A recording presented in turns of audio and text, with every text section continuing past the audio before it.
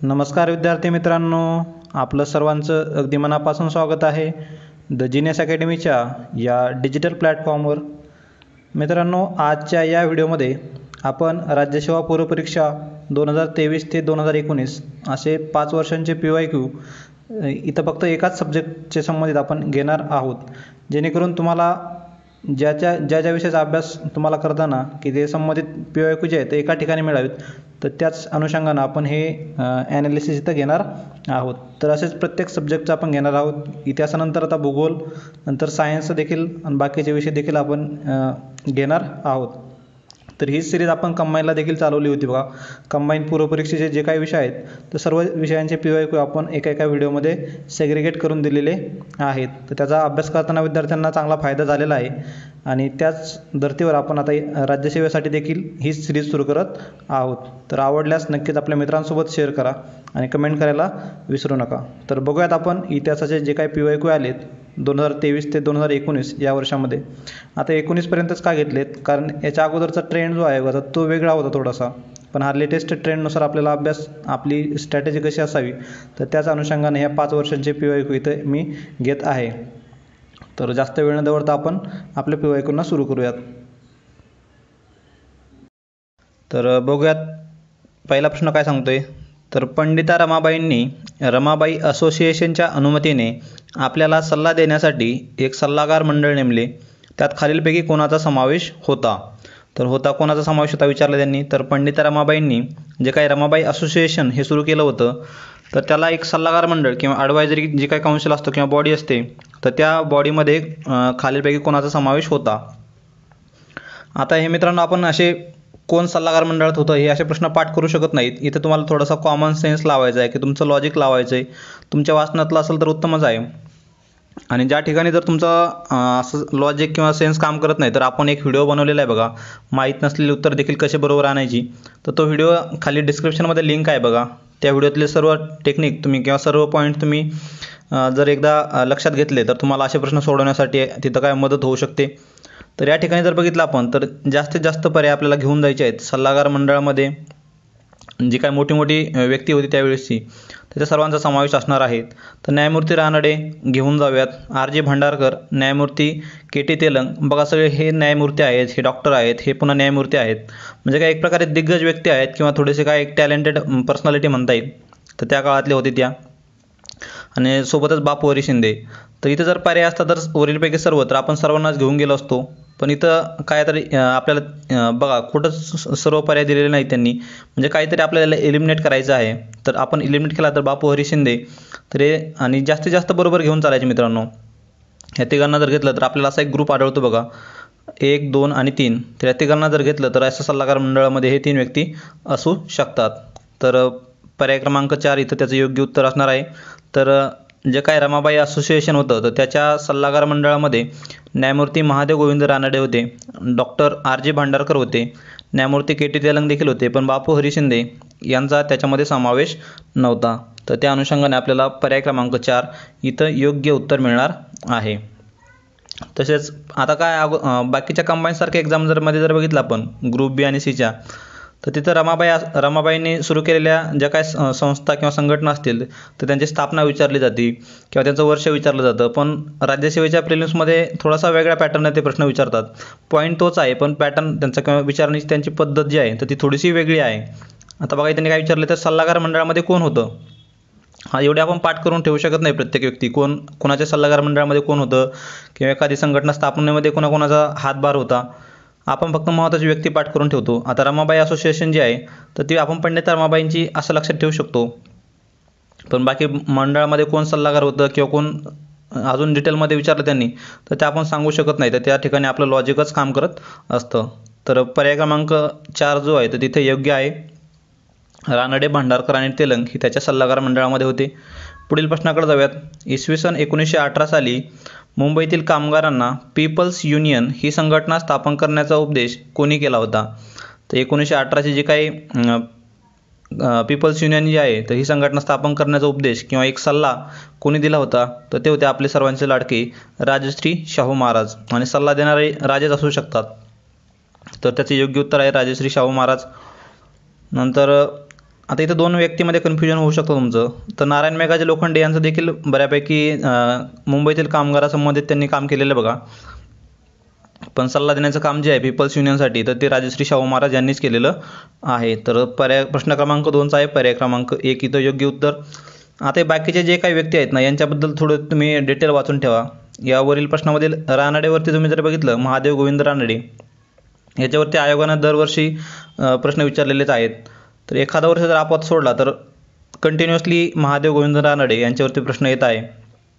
महत्त्वाची व्यक्ती आहेत ते. नंतर हे सर्वच आता नारायण मेघाजी लोखंडे कामगार चळवळ असेल किंवा सत्यशोधक चळवळीचं काम असेल तर यांनी बऱ्यापैकी मुंबईमध्ये केलेलं आहे. भाई माधवराव बागल असं हे एक महत्त्वाची व्यक्ती आहेत. सर्वच महत्त्वाच्या पर्सनॅलिटी यांच्याबद्दल तुम्ही अजून थोडंसं डिटेल वाचून ठेवणं गरजेचं आहे किंवा शॉर्ट नोट्स तुम्ही बनवून ठेवू शकता. पुढील प्रश्नाकडे जाऊयात. तर प्रश्न क्रमांक 3 आता तुम्ही जर बघितलं एक तर जे काय महाराष्ट्र संबंधित जे प्रश्न आहेत ना तर ते एक जे काय समाज सुधारणा जे काय चळवळ होती तर त्या संबंधित विचारले जात आहेत बघा. समाज सुधारक असतील किंवा त्यांच्या चळवळी जे असतील तर त्याच्यावरच प्रश्न विचारलेले आहेत. म्हणजे थोडेसे व्यक्ती विशिष्ट असे प्रश्न विचारलेले आहेत. प्रत्येक प्रश्नामध्ये तुम्हाला व्यक्तीच विचारलेला आहे बघा. पहिल्या प्रश्नामध्ये जर बघितलं तर समाज सुधारकावरतीच प्रश्न आहेत हा. दुसरा समाज सुधारकावरचा आहे. तिसरा प्रश्न तो देखील समाज सुधारकावरच आहे. तर वाचूयात प्रश्न क्रमांक 3.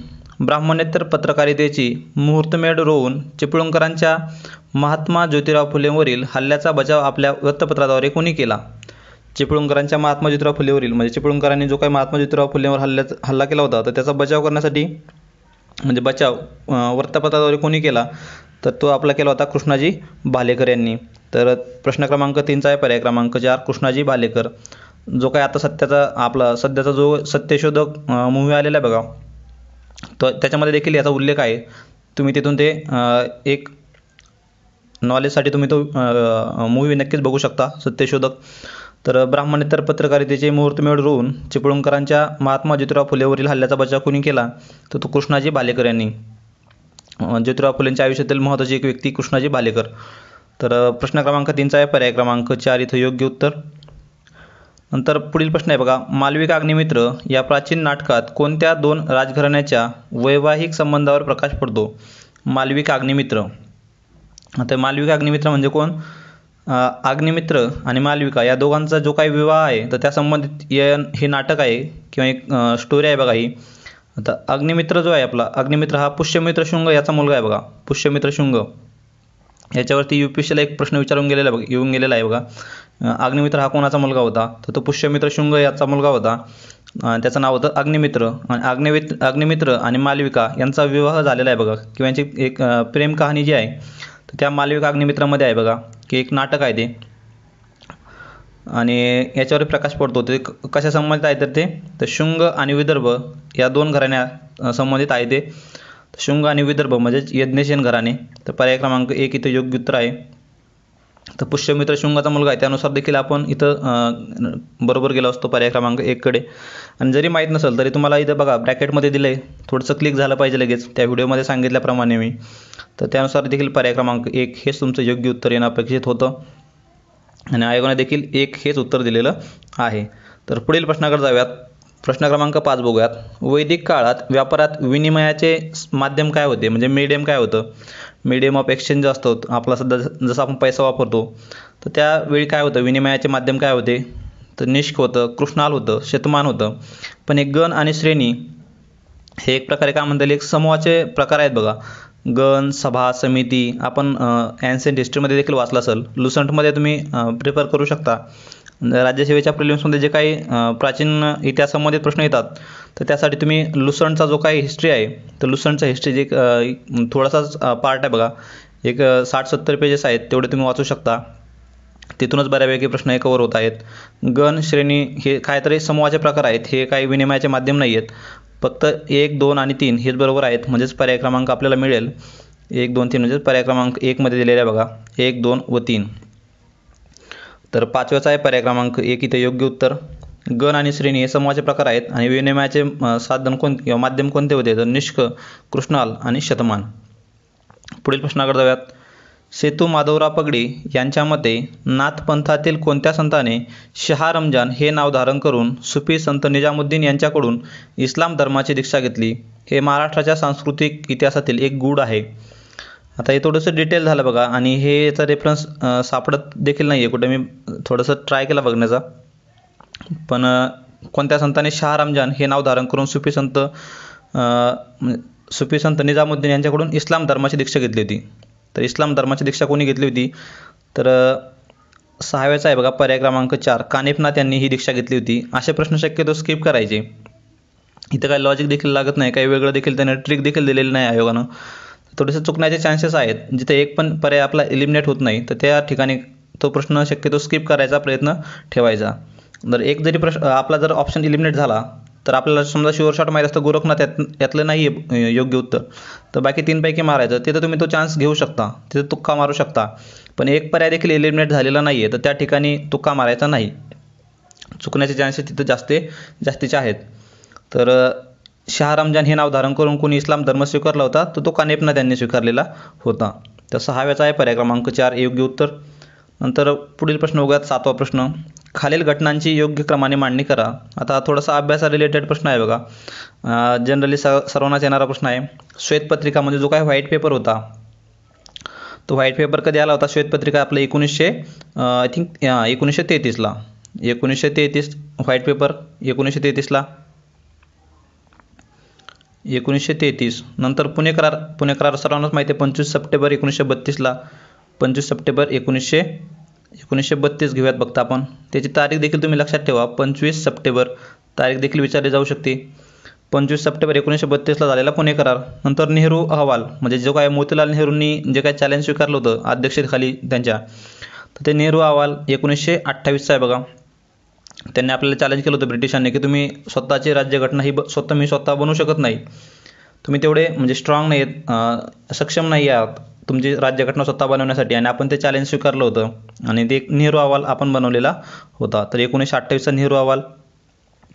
यानंतर बघितलं आपण धारासणा सत्याग्रह म्हणजे आपल्या त्या काय नाव त्यांचं, सरोजिनी नायडूंचा धारासणा सत्याग्रह तो 1930 सालचा. 1930.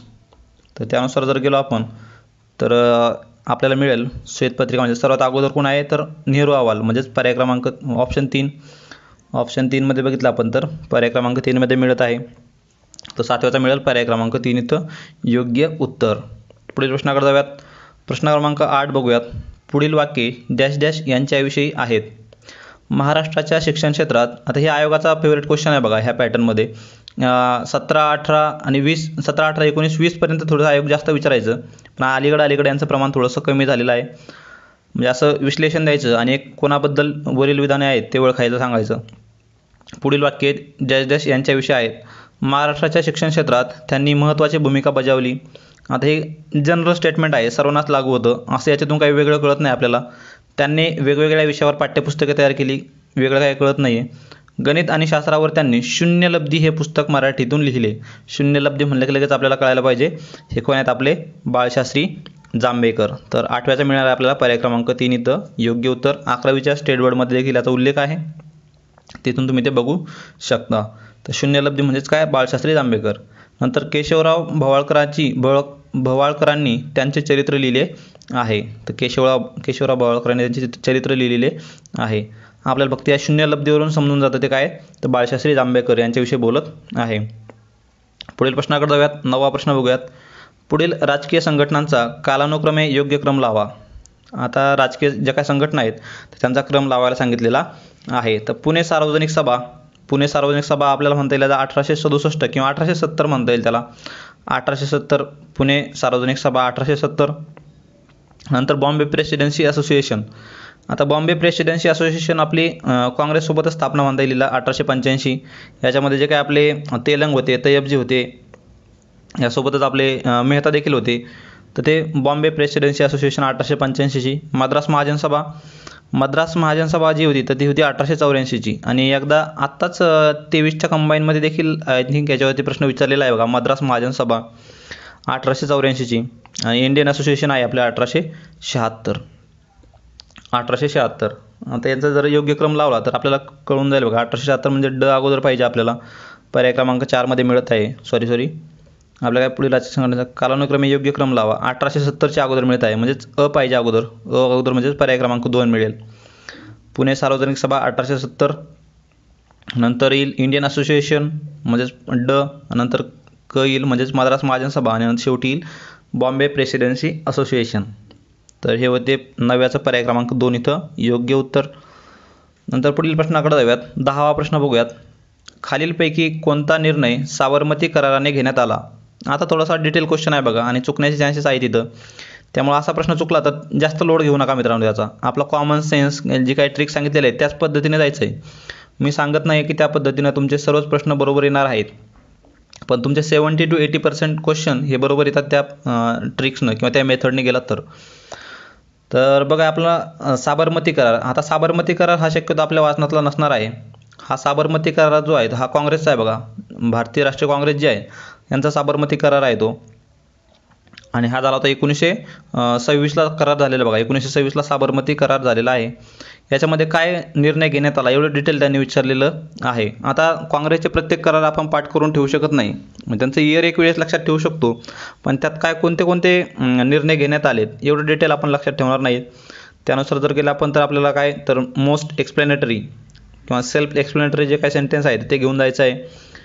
कनिष्ठ जातीय कामगारांमध्ये भेदाभेद करू नयेत, तसेच 50 स्वयंसेवकाचे पथक उभारावे व हिंदू मुस्लिम ऐक्य राखावे. आपण हे उत्तर घेऊन गेलो असतो, पण आयोगाने हे उत्तर दिलेलं नाही त्याचं. मोतीलाल नेहरू आणि जयकर यांच्या समितीने मध्यवर्ती विधिमंडळाचे सदस्य निश्चित करावे हे त्याचं योग्य उत्तर आहे, आणि आयोगाने देखील तेच दिलेलं आहे. इथं तुम्ही चुकणं अपेक्षित होता, आणि तुम्ही बऱ्यापैकी लोकांनी पर्याय क्रमांक 3 हेच लिहिलं असणार आहे.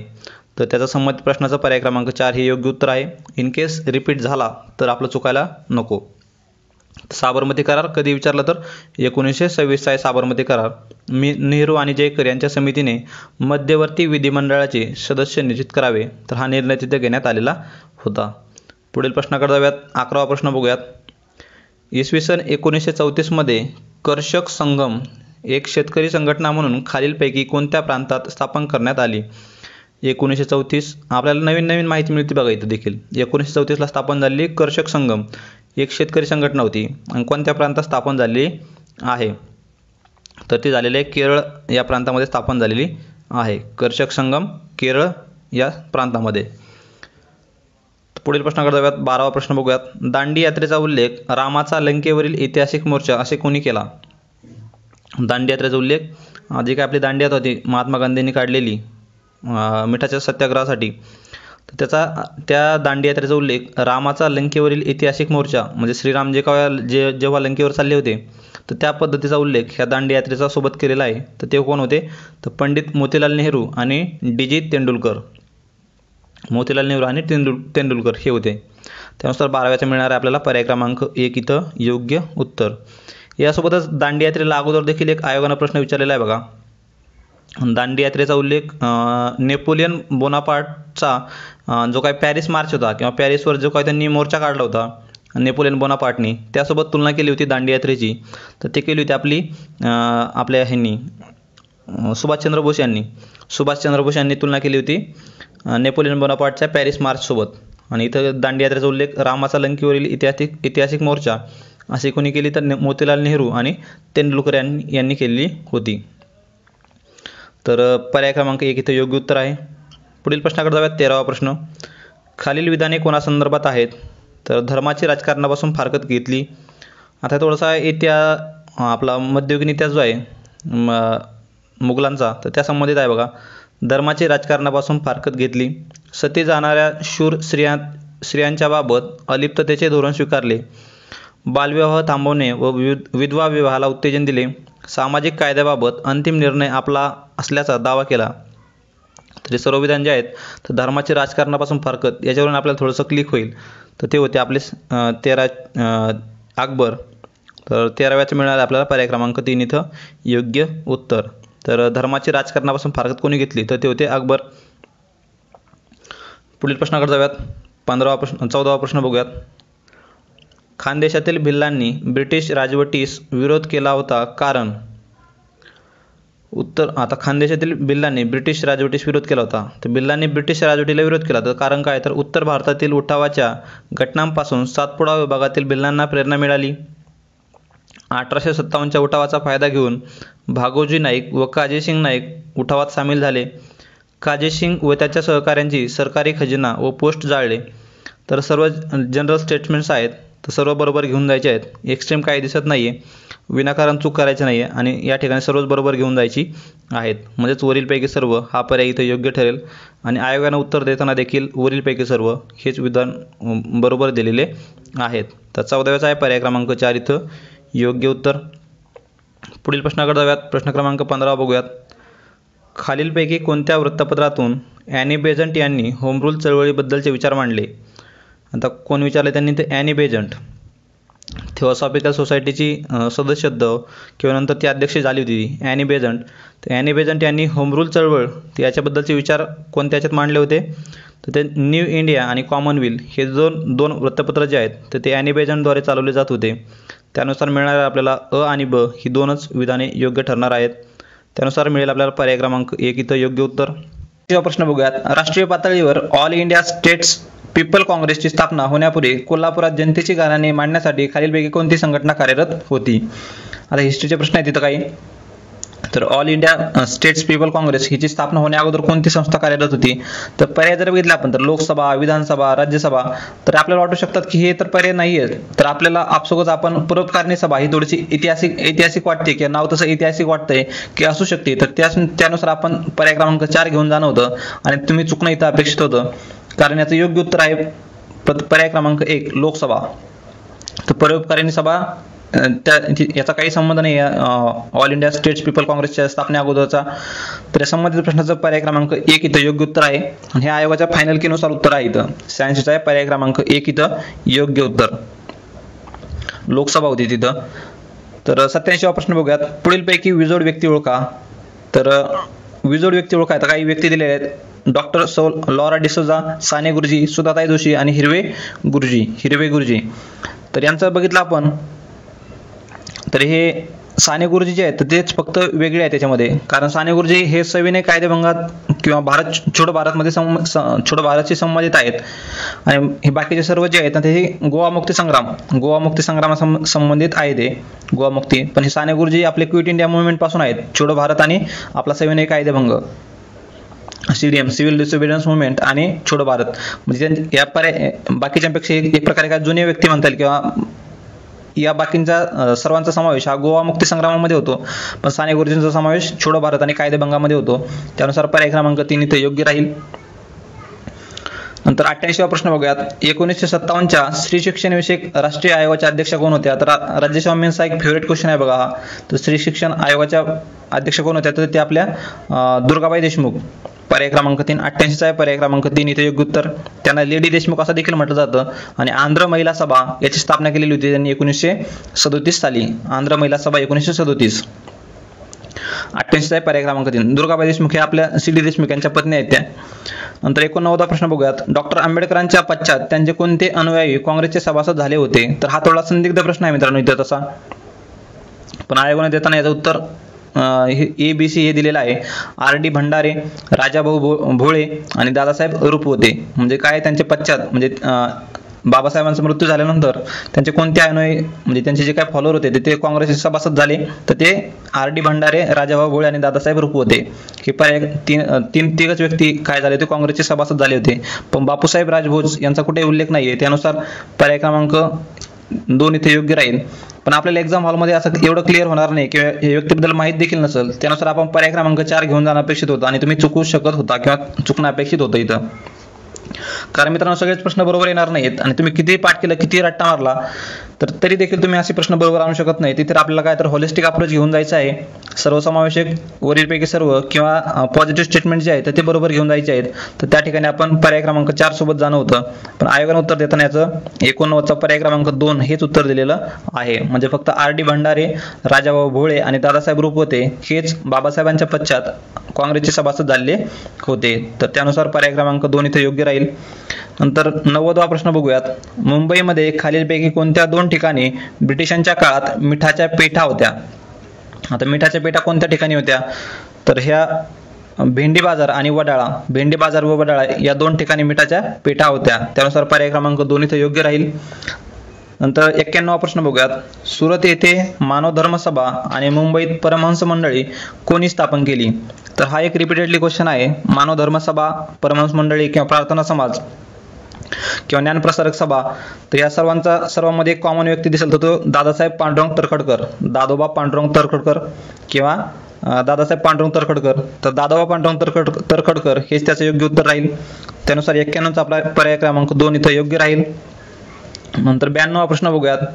उत्तर भारताविषयी तपशीलवार माहिती असलेला तहकीक-ए-हिंद हा ग्रंथ कोणी लिहिला, तर हा एक प्राचीन इतिहासासंबंधित किंवा मध्ययुगीन इतिहासासंबंधित प्रश्न म्हणता येईल. तर तहकीक-ए-हिंद हा ग्रंथ कोणी लिहिलेला आहे, तर हा अल-बिरुनी यांनी लिहिलेला आहे.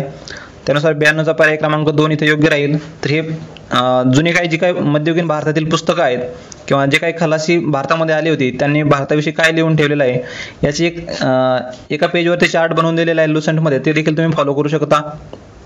तर तहकीक-ए-हिंद हा कोणी, तर अल-बिरुनी यांनी ग्रंथ लिहिलेला आहे. जवळपास 900 ते 1000 ह्या कार्यकाळामध्ये तो आलेला होता. इसवी सन म्हणजे नंतर 900, आता सध्या 2023 चालू जसं तसं 900व्या काळात 900 ते 1000 या काळात म्हणजे जवळपास 10व्या शतकात तो आलेला होता अल-बिरुनी. तर 92चा राहील पर्याय क्रमांक 2 इथं योग्य उत्तर. नंतर 93वा प्रश्न बघूयात. राजस्थानमध्ये मध्याश्म युगाची संस्कृती असणारे मोठे ठिकाण कोणते, तर मध्याश्मयुग, पुराणाश्मयुग, मध्याश्मयुग आणि नवाश्मयुग, तर असे ह्या युगाचे स्टोन एजचे प्रकार पडतात अश्मयुगाचे. तर त्यानुसार आपण बघितलं इथं तर बागोर हे इथे योग्य उत्तर आहे. राजस्थानमधील बागोर येथे आणि स्टेट बोर्ड मध्ये याचा उल्लेख आहे. ॲज इट इज तिथं स्टेटमेंट तुम्हाला दिसून येईल. आय थिंक 8वीचं इतिहासाचं पुस्तक आहे ते. तर 93चा पर्याय क्रमांक 1 इथं योग्य उत्तर. नंतर 94वा प्रश्न बघूयात. काही महाजनपदे आणि राजे यांच्या जोड्या लावायला विचारले आहेत त्यांनी. तसं बघायला गेलं तर आपण प्राचीन इतिहासासंबंधित तसे आयोग 20, 21 आणि 22 या 3 वर्षात तर तसा कमी भर प्राचीन आणि मध्ययुगीन इतिहासावर देत आहे. तर त्यानुसार आपण आपली स्ट्रॅटेजी देखील फॉलो केली पाहिजे. सध्या आधुनिक भारताचा इतिहास याच्यावरती जास्त प्रश्न विचारत आहे. म्हणजे इतिहासाचे जे काही 15 प्रश्न आहेत त्याच्यातील जवळपास 10 प्रश्न हे तुम्हाला आधुनिक भारताच्या इतिहासावर दिसून येतील आणि 5 ते 6 प्रश्न हे तुम्हाला मध्ययुगीन आणि प्राचीन या दोन्ही इतिहासावर दिसतील. तर त्यातील काही महत्त्वाचे पॉईंट जर बघितले तर महाजनपदे त्यातीलच एक महत्त्वाचा पॉईंट आहे, पॉईंट पैकी आहे. तर महाजनपदे आणि त्यांच्या राजा अशा जोड्या लावायला दिलेल्या आहेत त्यांनी. तर काशी जर बघितलं आपण, काशी महाजनपदे म्हणजेच काय मित्रांनो, तर समजा भारत देश आहे सध्या. तर हा भारत देश अगोदर आपण सध्या कसं राज्यामध्ये डिवाइड झालेलो आहे, पंजाब, हिमाचल प्रदेश, दिल्ली, नंतर महाराष्ट्र, गुजरात, उत्तर प्रदेश. तर याच प्रकारे त्या काळीचा देखील जो काही भूभाग होता तर अशा काही महाजनपदामध्ये विभागलेला होता तो. आणि त्या महाजनपदावर एखादा राजा राज्य करायचा तर त्याच राजांच्या जोड्या लावायला विचारले त्यांनी. तर आपण काशीचं जर बघितलं आपण तर काशीला कोण आहे, तर काशीला मिळतो आपल्याला अश्वसेन. काशी अश्वसेन होता. किंवा सर्वांनाच माहीत असणार आपला मगध साम्राज्याविषयी तर बऱ्यापैकी लोकांना माहीत असेल. तर मगध होते बिंबिसार किंवा सम्राट अशोक याच्यानंतर आलेले तिथं. नंतर कोसल जर बघितलं तर कोसलचे होते आपले प्रसेनजित आणि वत्सचे होते उदयन. म्हणजे ए साठी 2 हवा आहे, ए साठी 2 एकाच पर्यायामध्ये पर्याय क्रमांक 2 राहील.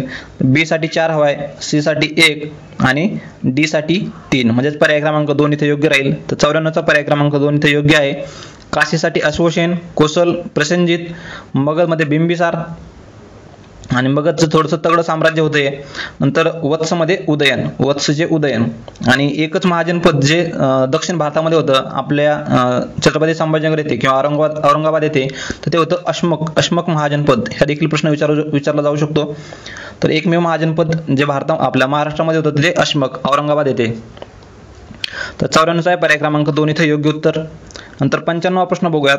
तर वीरा शिंदे यांच्या कामाची नोंद घेऊन बडोदा सरकारने 1932 ते 33 साली कोणता पुरस्कार देऊन गौरव केला, तर वीरा शिंदे यांचा कोणता पुरस्कार देऊन बडोदा सरकारने गौरव केला, तर इथं त्याचं योग्य उत्तर दलित मित्र हे होतं. पण काही ठिकाणी याचा दलित साथी देखील असा उल्लेख केलेला आहे. तर हा प्रश्न आयोगाने कॅन्सल केलेला आहे. पण काही ठिकाणी तुम्हाला याचा रेफरन्स दलित मित्र असा दिसून येईल आणि पहिल्या किनार देखील आयोगाने याचं उत्तर दलित मित्र हेच दिलेलं होतं. पण सेकंड के मध्ये हा प्रश्न कॅन्सल झालेला आहे. नंतर 96वा प्रश्न बघूयात. आता हा प्रश्न देखील कॅन्सल झालेला आहे. तर छत्रपती शाहू महाराजांनी शाळेत न पाठविलेल्या मुलांच्या पालकांना, म्हणजे शाहू महाराजांनी असा काही नियम बनवला होता की जे मुलं शाळेत येणार नाहीत की त्यांना पाठवलं जाणार नाही, त्या पालकांना प्रत्येक महिन्याला किती दंड आकारण्याचा आदेश दिला होता. तर पहिल्या एकीनुसार 2 पैसे दिले होतं. काही ठिकाणी याचा 5 पैसे देखील उल्लेख केलेला आहे बघा. 5 पैसे आणि 2 पैसे. त्यानुसार हा प्रश्न देखील आयोगाने कॅन्सल केलेला आहे. 95वा प्रश्न आणि 96वा प्रश्न असे दोन्ही प्रश्न आयोगाने लगातार कॅन्सल केलेले आहेत. नंतर 97वा प्रश्न बघूयात. 18 जुलै 1947 रोजी ब्रिटिश पार्लमेंटने कोणत्या कायद्याला मान्यता दिली? तर 1947ला कोणता कायदा? तर आपला भारतीय स्वातंत्र्याचा कायदा हात झालेला होता 1947 रोजी, आणि त्याच कायद्याला यांना मान्यता दिलेली होती. भारतीय फाळणी कायदा नव्हता, घटनाचा मसुदा कायदा पण देखील नव्हता, घटना दुरुस्ती कायदा असा कुठला कायदा नव्हता. आणि एवढी स्पेसिफिक डेट दिलेली आहे त्यांनी, कोणता तरी एक कायदा असणार आहे. त्यानुसार देखील आपण 3 आणि 4 पैकीच निवडणं गरजेचं होतं, म्हणजे फक्त A किंवा फक्त B. फाळणी कायदा तर असा कुठला कायदा नव्हता, पण भारतीय स्वातंत्र्याचा कायदा देखील आपल्याला बऱ्यापैकी पॉलिटीमध्ये वाचण्यातला आहे. तर पर्याय क्रमांक 4 इथे योग्य राहील. 97चा आहे पर्याय क्रमांक 4. नंतर 98वा प्रश्न बघूयात. भारतात चंद्रशेखर आझाद आणि सरदार भगतसिंग यासारख्या क्रांतिकारकांनी Hindustan Socialist Republican Association HSRA Hindustan Socialist Republican Association नावाची संघटना तर कोठे स्थापन केली? आता स्थापन कुठे केली तर कुठेतरी एकच ठिकाण असणार आहे ते. एकतर मुंबई असेल, नागपूर असेल, कोलकाता असेल किंवा दिल्ली असेल.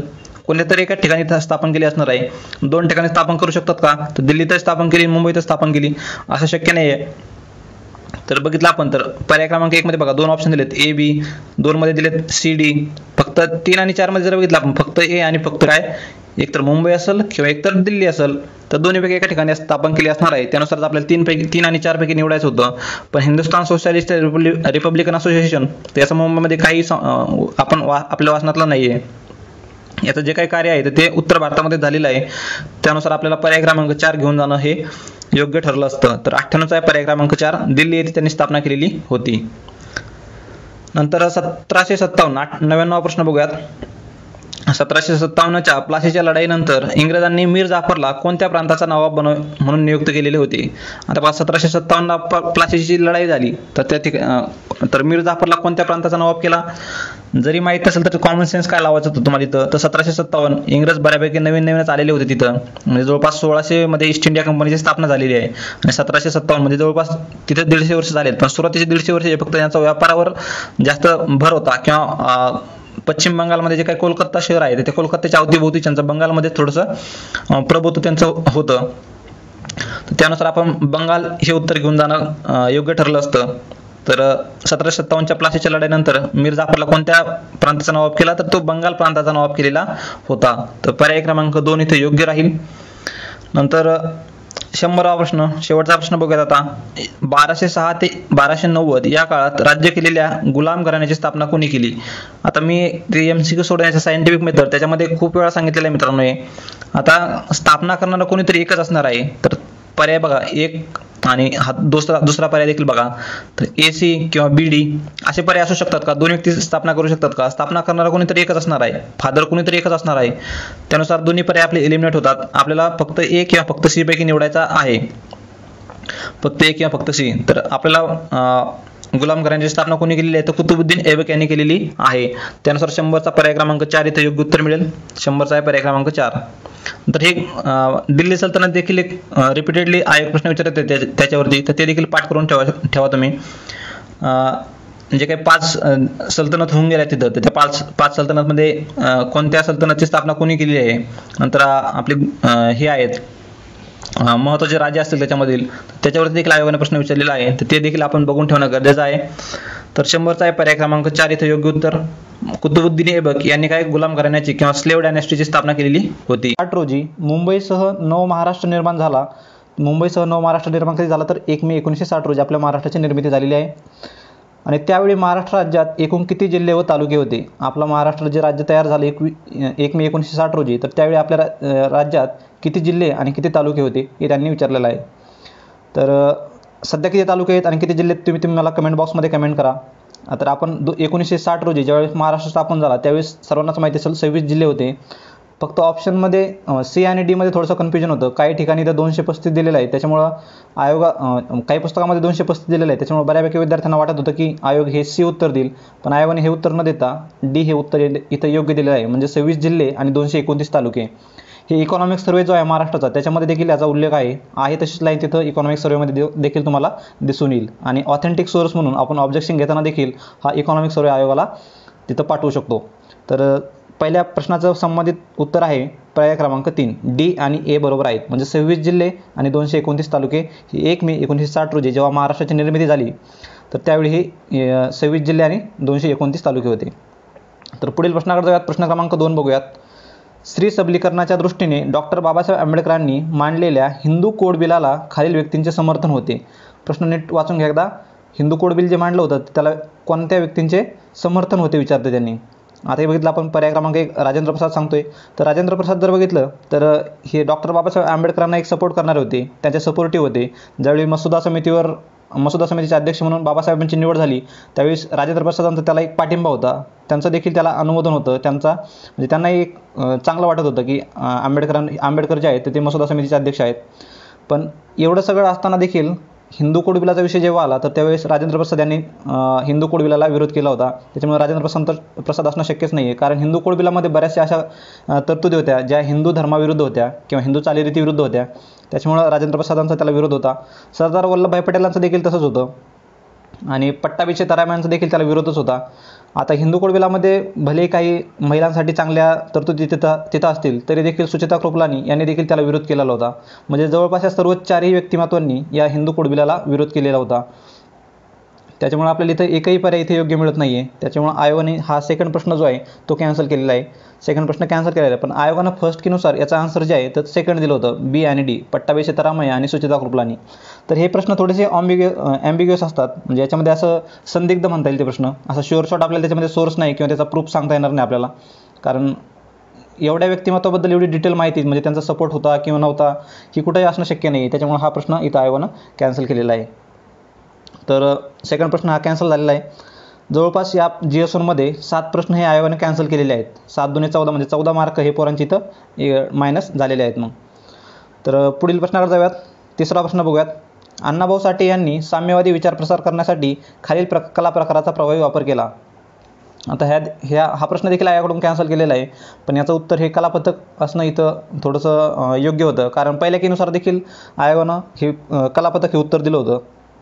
कारण अण्णाभाऊ साठे यांनी लालबावटा कलापथक जे आहे ते 1944ला स्थापन केली होती बघा. लालबावटा कलापथकाची ते अमर शेख आणि गव्हाणकर आणि अमर शेख यांच्या मदतीने लालबावटा कलापथक हे 1944 रोजी अण्णाभाऊ साठे यांनी स्थापन केलं होतं कलापथक.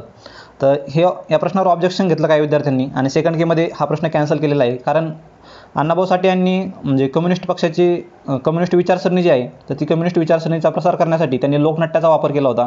आणि लोकनाट्यामध्ये भरपूर साऱ्या गोष्टी येऊ शकतात. त्याच्यामध्ये नाटक येऊ शकतं, कथाकथन देखील येऊ शकतं, बतावणी येऊ शकते. तर या लोकनाट्यामध्ये भरपूर कन्सेप्ट येऊ शकतात.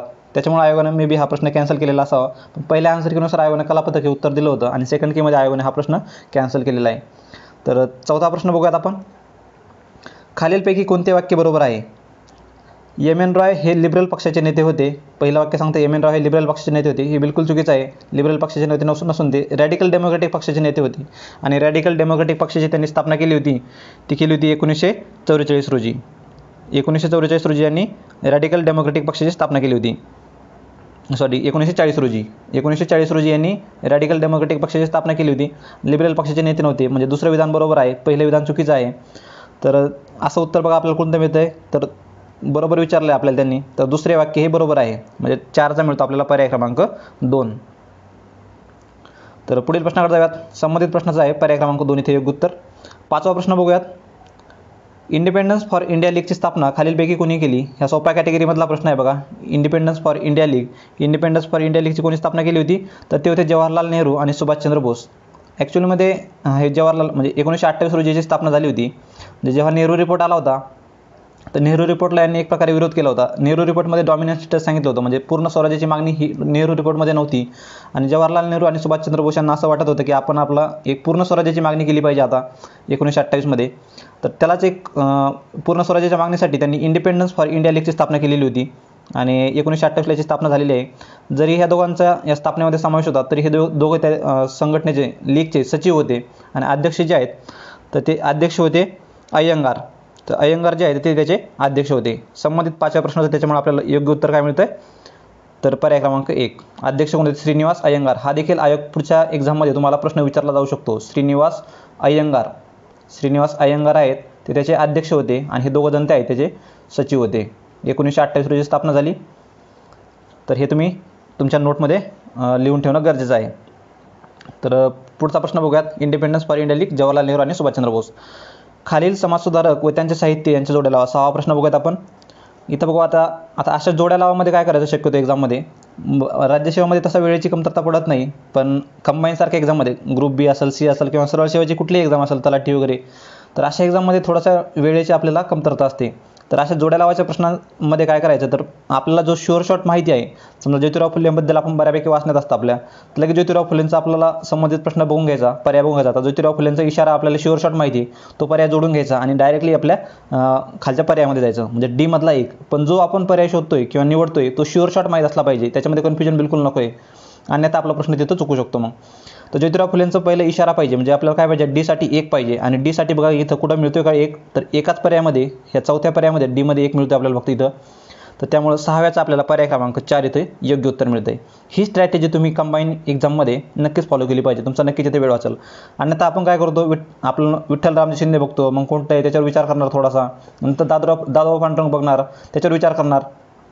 एवढं करण्याऐवजी आपण डायरेक्टली जे शुअर शॉट माहिती आहे, समजा एखाद्याला ज्योतिराव फुलेंबद्दल तेवढी माहिती नसेल, पण दादाभाऊ पांडुरंगबद्दल माहिती असेल, त्यांनी मानव धर्मसभाबद्दल वाचलेलं असेल आणि त्याच्या प्रसारासाठी धर्मविवेचन हा ग्रंथ त्यांनी लिहिलेला होता, हे शुअर शॉट माहिती असेल, तर मग बीमध्ये 2 कोणतं आहे ते बघायचं आपण. बीमध्ये 2 कोणतं आहे तर एकाच पर्यायामध्ये बीमध्ये 2 इथंच मिळतं आहे आणि आपल्याला तो पर्याय क्रमांक 4 मिळून जातो. बाकीचे ऑप्शन वाचण्याची देखील आपल्याला गरज नाही आहे. आपल्याला तिथं काय तर जास्तीत जास्त अटेम्प्ट झाला पाहिजे, जास्तीत जास्त आपला तिथं स्कोर झाला पाहिजे, ना की आपल्याला तिथं नॉलेज गेन करायचं आहे एक्झाममध्ये. नॉलेज जे काय गेन करायचं आहे तुम्हाला इथं वर्षभर जर तुम्हाला टाईम दिला आहे त्याच्यामध्ये नॉलेज तुम्ही गेन करा, तिथं आपला तो नॉलेजचा तो वापर पुरेपूर झालाच पाहिजे.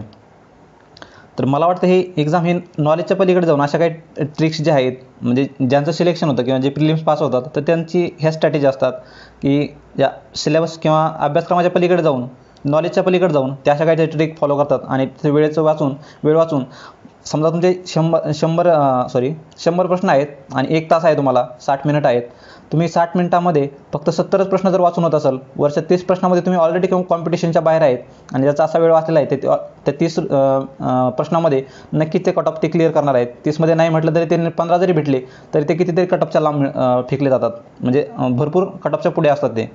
त्याच्यामुळे ह्या गोष्टी तुम्ही इथं लक्षात घेणं गरजेचं आहे. 7वा प्रश्न बघूयात, जोड्या लावा. तर संबंधित प्रश्नाचं जर बघितलं आपण तर पर्याय क्रमांक आपल्या इथं काय मिळतोय तर 4 हा पर्याय क्रमांक योग्य मिळतोय.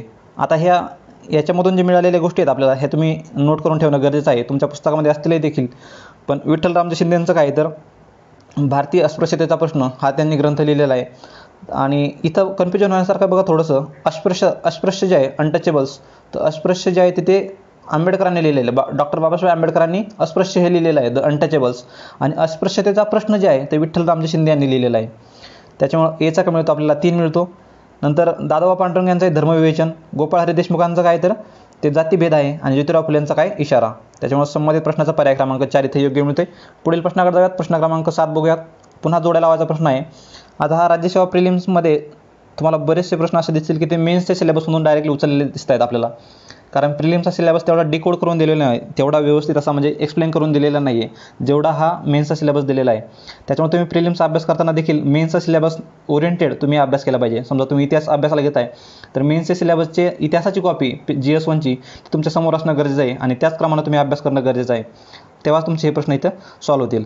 जेव्हा आपण फक्त स्पेशली प्रिलिम्स ओरिएंटेड अभ्यास करतो त्यावेळेस आपल्यालाही अंदाज येत नाही आपल्याला अभ्यास कुठपर्यंत करायचा आहे, त्यावेळेस आपण फक्त पुस्तकावर फोकस करतो, पुस्तक संपण्याच्या मागे लागतो. आपण समजा इकॉनॉमिक्स घेतो तर आपण कोळंबे संपवण्याच्या मागे लागतो. तर तसं करण्यापेक्षा मला वाटतं आता इकॉनॉमिक्स घेताय तर तुम्ही GS4चा सिलेबस बघितला पाहिजे. GS4मध्ये मुख्य परीक्षेच्या प्रत्येक पॉईंटनुसार तुम्ही गेलं पाहिजे, ना की त्या पुस्तकाच्या अनुक्रमिकेनुसार. तर तुम्ही सिलेबस एकदम फोकस करा, एक्झाममध्ये तुम्हाला नक्कीच तुमचा आउटपुट तुम्हाला दिसून येईल तिथं. तर पुढचा प्रश्न बघूयात. आता सॉरी या प्रश्नामध्ये बघूयात. आता NCERTची स्थापना सर्वांनाच माहिती आहे. मेन्सची ज्यांनी तयारी केली त्यानंतर हे म्हणजे याच्यामध्ये खूप डिटेल प्रश्न विचारले जातात NCERTबद्दल. इथं खूप सोपा प्रश्न विचारला आहे त्यांनी. NCERTची स्थापना जी आहे 1961 1 सप्टेंबर 1961 रोजी NCERTची स्थापना झालेली आहे. त्याच्यामुळं Cचा काय मिळतो आपल्याला, पर्याय क्रमांक 3 मिळतो. लगेच बघायचं आपण बाकीचे पर्याय बघण्या अगोदर Cचा 3 कुठं दिलेला आहे, तर पर्याय क्रमांक 4 मध्ये दिलेला आहे. बाकीचे माहीत असण्याची देखील तुम्हाला गरज नाही आहे. Cचा पर्याय क्रमांक Cचा म्हणजे NCERTची स्थापना 1961 मध्ये झाली आणि NCERTची स्थापना C मध्ये 3 हवा आहे आपल्याला. C मध्ये कुठेही 3 नाही आहे, फक्त ह्या शेवटच्या पर्यायामध्ये 3 आहे. म्हणजे पर्याय क्रमांक 7चा आपल्याला 4 इथं योग्य मिळतोय, पर्याय क्रमांक 4. तर बाकीचे जोड्या देखील बघून घेऊयात आपण. राधाकृष्ण आयोग जो आहे तर इथं थोडंसं ऑब्जेक्शन घेण्यासारखं आहे. 1948ला हा राधाकृष्णन आयोग आलेला होता. विद्यापीठ अनुदान आयोग स्थापन करावा, युनिव्हर्सिटी ग्रांट्स कमिशन UGCची स्थापना करावी असे यांना रिकमेंडेशन दिलं होतं. आणि बाकीचे रिकमेंडेशन देखील आयोगाने अगोदर प्रिलिम्सला विचारलेले आहेत. म्हणजे ती सिव्हिल सर्व्हिसेससाठी डिग्री गरजेची नको आहे, म्हणजे पदवीधर असणं गरजेचं नको आहे, असं देखील यांनी एक शिफारस केली होती. तर तो राधाकृष्णन आयोग 1948 रोजी आलेला होता. नंतर मुदलियार आयोग जो आहे तो 1952 रोजी आलेला आहे. NCERTची स्थापना 1 सप्टेंबर 1961 रोजी. आणि कोठारी आयोग ह्याला भारतीय शिक्षण आयोग देखील म्हणतात. तर ह्या भारतीय शिक्षण आयोग 1964 रोजी आला. याची म्हणजे यांनी अहवाल जो आहे तो 1966 रोजी दिलेला होता. तर तो कोठारी आयोग जे आहे 1964 आहे. त्यानुसार आपल्याला पर्याय क्रमांक 4 इथं योग्य उत्तर मिळतोय.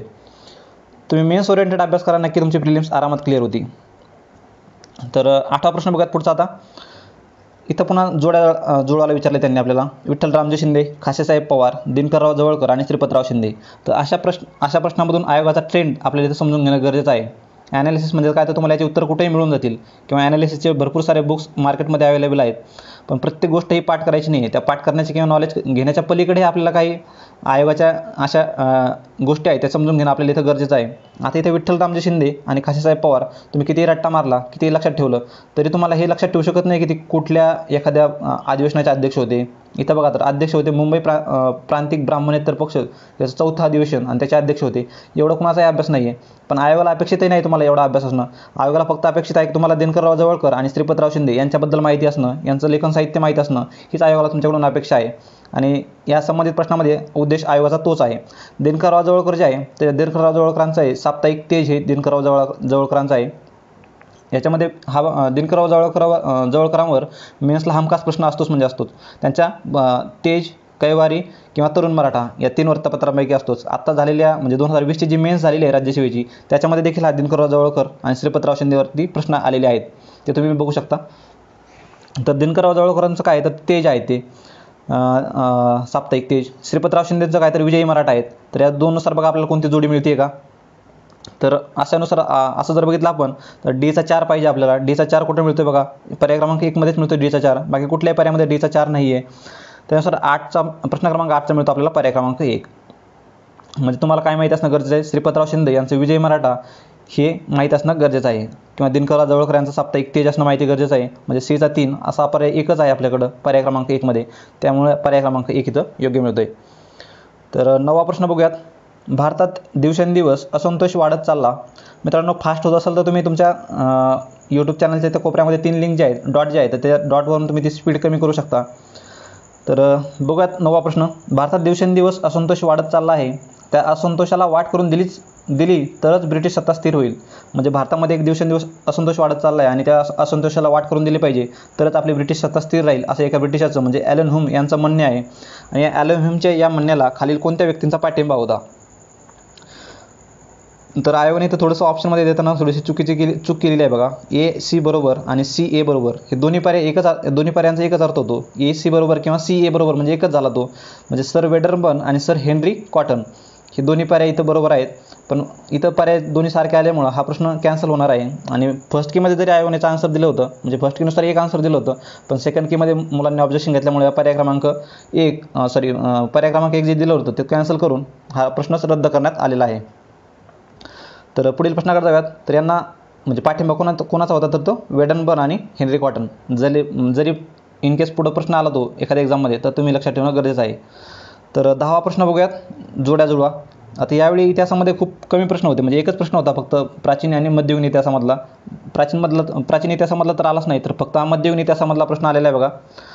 तर हे देखील तुम्हाला माहीत असणं गरजेचंच नाही आहे. हा खूप डिटेल प्रश्न झाला. एवढं नॉलेज मला नाही वाटत कोणाच्या वाचण्यात असेल, म्हणजे एखादा एक्सेप्शनल कॅन्डिडेट असू शकतो. तर 10व्या प्रश्नाचं जर आपण डायरेक्टली उत्तर बघितलं तर पर्याय क्रमांक 3 इथे योग्य उत्तर आहे त्याचं. त्यानुसार बघितलं आपण गुलबदन बेगम जे आहे त्यांचं हुमायूनामाबद्दल काम आहे त्यांचं. नंतर सलीमा सुलताना ज्या आहेत, सलीमा सुलताना त्या फारसीत कविता लिहित होत्या. जहाआरा बेगम ज्या आहेत तर त्या उच्च शिक्षित आणि फारसी भाषेचे उत्तम ज्ञान होते त्यांना. आणि झेबुनिसा जे आहे सुलेखनाथ तरबेज, ही झेबुनिसा बऱ्यापैकी वाचनात आहे बऱ्याच जणांच्या. तर झेबुनिसा जी सुलेखनाथ तरबेज होती, म्हणजे डीचा एक पर्याय बघितला आपण कुठं तर एकच पर्यायामध्ये मिळतो आपला डीचा एक. त्यानुसार 10व्याचा आपल्याला पर्याय क्रमांक 3 इथं योग्य उत्तर मिळतं आहे. तर बघूयात पुढचा प्रश्न, 11वा प्रश्न बघूयात. आता यावर्षी जरी आयोगानं हा एकच प्रश्न विचारला असला तरी पुढच्या वेळी म्हणजे येणाऱ्या 19 जून 2022 होणाऱ्या पूर्वपरीक्षेला आयोग एकच प्रश्न विचारेल याची काहीही शाश्वता नाही आहे. त्याच्यामुळं प्राचीन आणि मध्ययुगीन इतिहासाचा अभ्यास करणं गरजेचंच आहे. अगोदर आयोगाने त्याच्यावर प्रश्न विचारलेले आहेत, भरपूर सारे प्रश्न, म्हणजे जवळपास 10 प्रश्न हे आयोगाचे त्याच्यावरच असतात, प्राचीन आणि मध्ययुगीन इतिहासावर. त्यासाठी तुम्ही आपल्या संबंधित चॅनलच्या प्लेलिस्टमध्ये देखील मी 2-3 व्हिडिओ बनवलेले आहेत प्राचीन इतिहासाचे, ते बघू शकता. किंवा लुसंट जे आहे, लुसंट जे की इंग्लिशमध्ये आहे ते देखील तुम्ही फॉलो करू शकता. तर 11वा प्रश्न बघूयात. खालीलपैकी विसंगत शीर्षक ओळखा. तर इतिहासामध्ये थोडंसं फोकस करताना तुमचा बऱ्यापैकी अभ्यास झालेला आहे आणि आता काही कळत नाही की काय नेमका अभ्यास काय करावा त्यातला. तर थोडंसं ब्राह्मणेतर चळवळ असेल किंवा गव्हर्नर जनरल्स असतील किंवा वर्तमानपत्र असतील, याच्यावर तुम्ही थोडंसं काम करा. त्याच्यावर वारंवार प्रश्न विचारलेले आयोगाने दिसून येतात. तर संबंधित प्रश्नामध्ये देखील तसंच विचारलेलं आहे त्यांनी. विसंगत शीर्षक ओळखा आणि तर काही ग्रंथसंपदा दिलेली आहे आणि त्यांच्याबद्दल वेगळा घटक कोणता आहे तो ओळखायला विचारलं आहे. यामधील कुलकर्णी लीलामृत हे मुकुंदराव पाटलांचं साहित्य आहे बघा. मुकुंदराव पाटलांचं कुलकर्णी लीलामृत आहे. मुकुंदराव पाटील एक ब्राह्मणेतर नेते होते आणि शेतकऱ्यांचा आसूड आपल्या सर्वांनाच माहिती आहे. महात्मा फुले यांचं शेतकऱ्यांचं आसूड होतं. तर हे 2 तर माहिती आहेत, पण बाकीचे माहिती नाही आहेत. पण आपल्याला माहिती आहे महात्मा फुलेंचं हे दोन असणं तर शक्यच नाही आहे, कारण आपण महात्मा फुलेंबद्दल बऱ्यापैकी आपल्या वाचनात आहे. त्याच्यामुळे हे महात्मा फुले संबंधित नसणार आहेत. कुलकर्णी लीलामृत देखील हे मुकुंदराव पाटलांचं आहे, म्हणजे शेतकऱ्यांचा आसूड हेच एक तर फक्त महात्मा फुलेंचं आहे. बाकी हे सर्व 3ही साहित्य हे मुकुंदराव पाटलांचे आहेत. विठोबाची शिकवण, शेठजी प्रताप आणि कुलकर्णी लीलामृत. त्याच्यामुळे वेगळा घटक जो आहे तो शेतकऱ्यांचा आसूड. पुढील प्रश्नाकडे जाऊयात. 12वा प्रश्न बघूयात. न्यायमूर्ती रानड्यांनी डेक्कन ॲग्रिकल्चरल रिलीफ ॲक्ट या कायद्याचे स्वागत केले, कारण. आता डेक्कन ॲग्रिकल्चरल रिलीफ ॲक्ट कधी आला आहे तर 1879 रोजी आला डेक्कन ॲग्रिकल्चरल रिलीफ ॲक्ट. 1875 रोजी पुणे आणि नगर जिल्ह्यामध्ये काही ठिकाणी हे मोठ्या प्रमाणात दंगे झालेले होते. तर शेतकरी आहेत ते मोठ्या प्रमाणात कर्जबाजारी झाले होते सावकारांकडून. त्यांच्या सावकारांनी ह्या शेतकऱ्यांच्या शेतजमिनी ह्या बळकावलेल्या होत्या. तर त्याच विद्रोह म्हणून त्याचा एक डेक्कन रिव्होल्ट झाला होता. तर त्या डेक्कन रिव्होल्टला म्हणजे हा डेक्कन रिव्होल्ट पुन्हा एकदा 1857ला जसा उठाव झाला होता त्या प्रमाणात हा उठाव होऊ नये त्यासाठी ब्रिटिशांनी एक कायदा बनवला होता, डेक्कन ॲग्रिकल्चरल रिलीफ ॲक्ट. म्हणजे या शेतकऱ्यांना या जातातून, सावकारांच्या जातातून सुटका मिळावी त्यासाठी हा डेक्कन ॲग्रिकल्चरल रिलीफ ॲक्ट. म्हणजे 1875ला दंगे झाले, दख्खनचे दंगे, आणि 1879ला ब्रिटिशांनी हा कायदा केलेला होता. तर या कायद्यानुसार काय झालं आहे किंवा रानड्यांनी या कायद्याला समर्थन का केलं त्याची कारणं काय तर ते खाली दिलेली आहेत.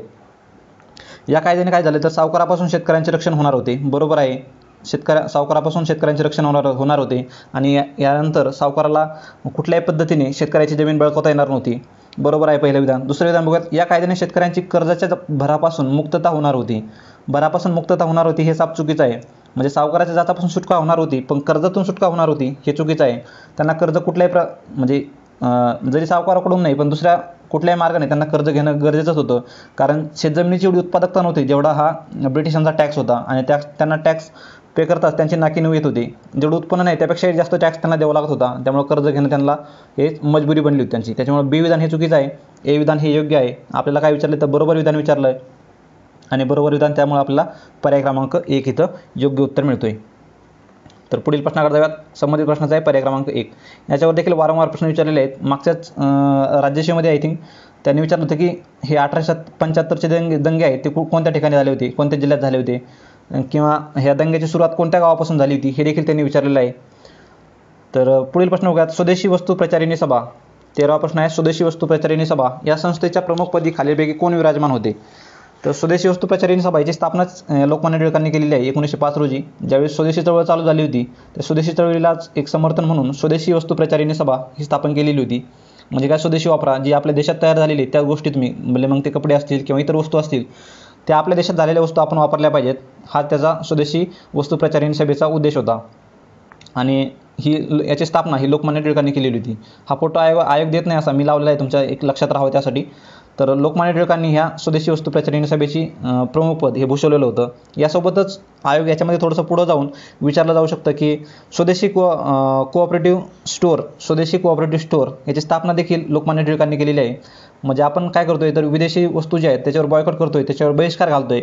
मग त्याच्यावर बहिष्कार घातला तर आपल्याला वापरासाठी कपडे कुठून आणायचे? मग आपण त्याच्यावर बहिष्कार घातला, विदेशी कपड्यावर बहिष्कार घातला तर मग आपल्या भारतातच तयार करण्यासाठी ती स्वदेशी कोऑपरेटिव्ह स्टोअरची इथं स्थापना लोकमान्य टिळकांनी केलेली होती.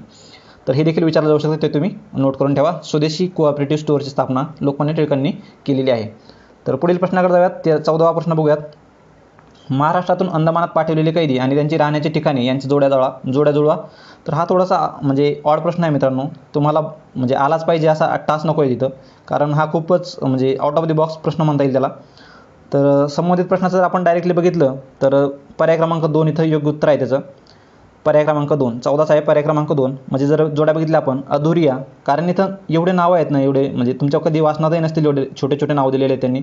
भले त्यांचं कीर्ती म्हणजे काम त्यांचं मोठं असेल, पण आपल्या वाचनात किंवा आपल्या सिलेबसमध्ये हे आपण अगोदर वाचलेले नाहीत, त्याच्यामुळे थोडंसं अवघड जाऊ शकतं.